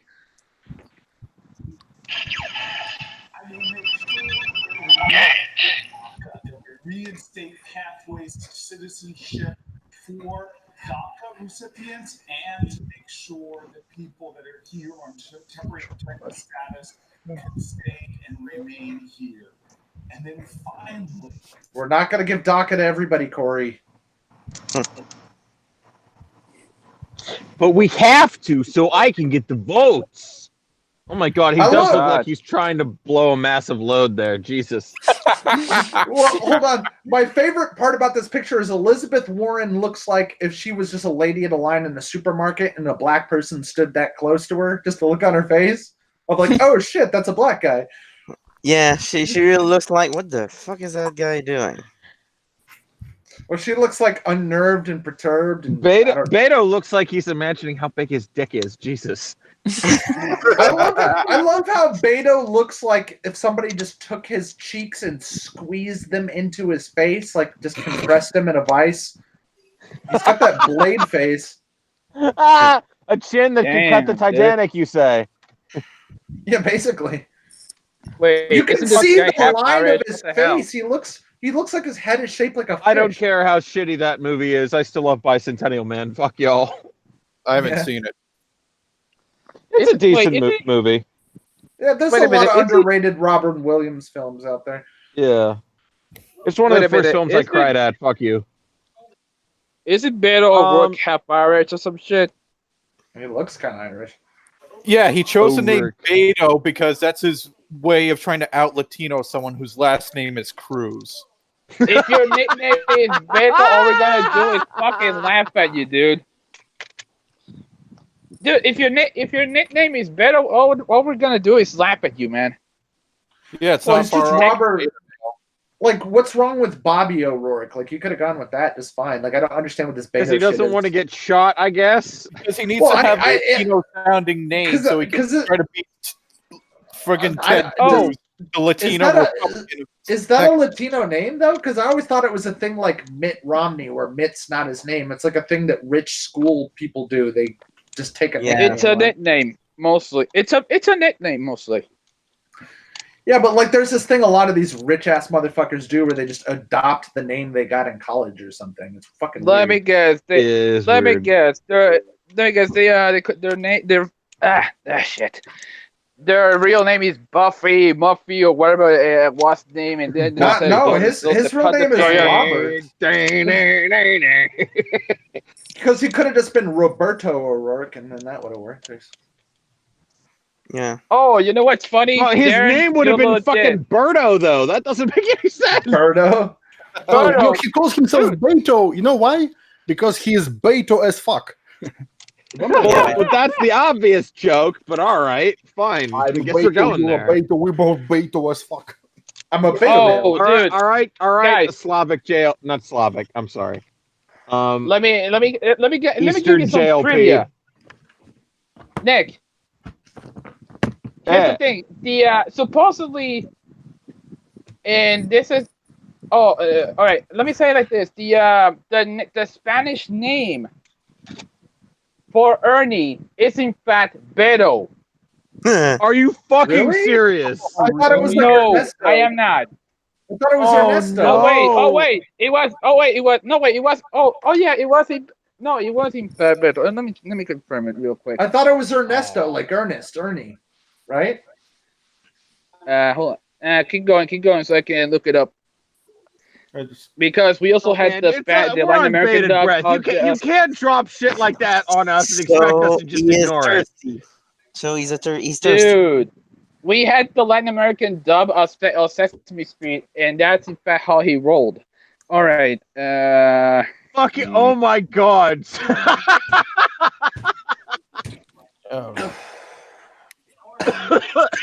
Oh, this is a great comeback episode, man. Holy shit. We got a fucking Muppet running for the Democrat Party. We got a Muppet, a marionette. For some reason, Man, he looks like more of a Big Bird than an Ernie. Look at him. This tall, God. gangly The way he motherfucker. the counters and shit. Oh yeah. There's all those like have you seen like the somebody put up some meme of like the Democrat thing and they fucking made meme images of everybody and Beto was like squab slotting on top of his podium. Oh, yeah. It's confirmed. Bird Latin American name is Beto. And Ernie, Enrique. Yeah, Enrique and Beto. Yeah, that makes perfect sense. Enrique Bert from Beto, Ernie. Yeah, Really? that's why they call him Beto. Yeah, it was a Latin thing. Because, yeah, like Bert is sort of another one of the many names for Robert, like Bobby Bert, all that shit. So, yeah, calling him Beto was a Latin thing. Yeah, for sure. Yeah, again, you it guys was are right. his attempt to try to out Latino someone whose last name was Cruz. Yeah, it doesn't work that way. Yeah, Lord.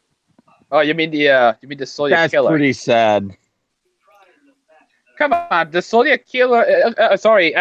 Come on. Ted Cruz is actually more Latino than this fucking asshole. Ted Cruz is from fucking Canada, too. Yeah, He's in my Cuban. video on, yeah, my video on Only by ethnicity, my dude. Yeah, in my video on basilmarceau.com, I referred to him as the Canadian Latino. Oof. Damn, cabrón. Eh, you know what I mean? I believe the politically correct term is Latin Canadian. Well, I don't give a shit. Really? I never heard of Latin Canadian. Dude, it's like African American, you know? Like, don't you love when people go to actual Africa and call those people African Americans and shit? It's like, I've never even been to America. What the fuck is wrong with you? Yeah. No, it's even funnier when they say that to like when they Britain. refer to Haitians as African Americans. Like, no, they're fucking Haitians, dude. Fuck off. Yeah, apparently Jamaicans don't like being called African. No shit. Because they're fucking not. They've been in fucking the Caribbean for fucking like 4 or 5 generations. Like, fuck off. All right. Let's see. In fact, I'd imagine like how many black people are actually African? Actually, it's a lot when- more than 5 generations. It's closer to 10 generations that Jamaicans have just been Jamaican, you know? What the fuck?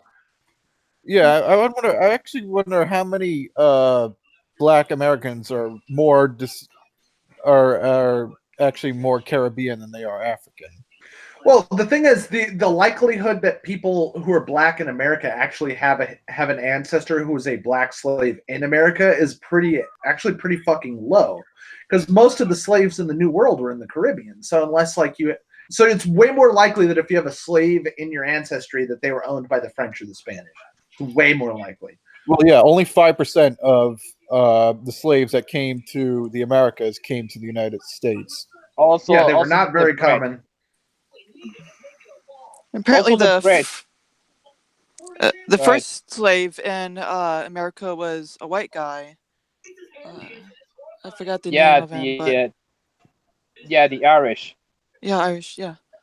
Well, Yeah, the there Irish- was some of the Spanish conquistadors had African slaves when they were exploring the Americas. Well, the Irish weren't really slaves; they were indentured servants. I mean, you Same could argue, difference technically. Well, they're in- indentured servants had legal protections that slaves did not. So that is one distinction you could. I mean, morally they're not very different, but legally they were. Well, Darren is half black because, well, Irish, you know? I mean, Okay. yeah. No, it's true. Shut up, potato Negro. My ancestry is like 60% Irish and 40% German and very little in between. Shut up, potato Negro. Yeah, Hey, what's all these people who are like half Irish and half Italian? Like, why is that a thing? Like I Vince don't from know, Red- man. because It's they lived in the disgusting. same fucking areas, like where they threw. I all mean, the yeah, immigrants. that's the actual reason. Yeah, Dago. Like the reason why there's a lot of overlap between the Irish and Italians, especially like why you see so many Irish people in mafia movies, is because they were kept in the same neighborhoods and interbred. It's basically the same. You couldn't be made unless you were pure-blooded Italian, though. Yeah. Oh, and I'm pretty sure they had you could be made on a few regions. You could only be made if it was say a Sicilian neighborhood or whatever. Yeah, you had to be Sicilian in particular in a lot of families. Anyway, what the fuck are we talking about? Sicilian, or you'd be more recognized if you were a Neapolitan in the Neapolitan area. Oh God, fucking No, Sicilians. They're the fucking Italians, Mexicans of Italy. Jesus. What they say is there are no Italians. There are Sicilians. There are Neapolitans. They're not good enough to be It's all about Italians. That's regions why. and towns. It's all about regions and towns over there. Well, It's yeah, not about that too. But like,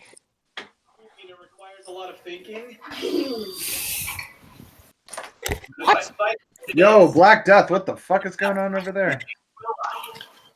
You know, my fan turned off for some reason, and you know, a couple whiles ago, I'm like, yeah, I'm totally not a weeb, and then he brings up Toonami, and it's like, yeah, that's what I'm watching right now. You gotta go on push to talk if you're watching TV, broski. Well, but normally you can't hear it because of my fan, but my fan just died for some reason. Hang on. Well, it's activating your voice. Shit, whatever. I think we can might hear as your well TV. kind of wrap it up for today. Because Yeah, because more or less. I need to go soon. But by the way, NGO, whatever how it's pronounced, He's in the hospital because he's been beaten up. Yeah, Antifa threw a milkshake with quickset cement in it. Oh my Yeah. god. Christ. What? Yeah. We were just waiting for this. It's like, oh no, throwing milkshakes, it's never gonna escalate. Yeah, now we got a brick inside of a fucking milkshake cup. No, Fucking- no, How it's the not that. fuck does that No, it's not happen? because. No, it's not brick. It's so it's gonna settle on the person. Oh. So Oh it my was like God. rubber cement and they fucking threw it all over the guy or something. Yeah. We hear about these acid attacks in Britain, so how long till that starts going after? Oh, of course they attacked a person of color, no less. Genius. Yeah. What's Antifa? So? Man, you know, all right. Let me get they're the probably Democrats. All right, let me get the Democrats my personal score on their Spanish skills. That's a D minus. Of course it was Portland. Yet another place that just needs to be hit with exterminatus. Just virus bomb the place. Fucking Again, exterminatus. The friggin' mayor of D-minus. Portland. I don't know if it was either the mayor of Portland or the governor of Oregon who straight up admitted that, yeah, he doesn't think hate speech should be protected speech. The mayor of Portland. I know the mayor allowed Antifa to roam the streets, and he's not sorry about that. Keep in mind that he's actually fine with hate speech as long as it comes from the people he likes. Oh yeah. Yeah, he's clearly fine with gotta women, love black that double standard.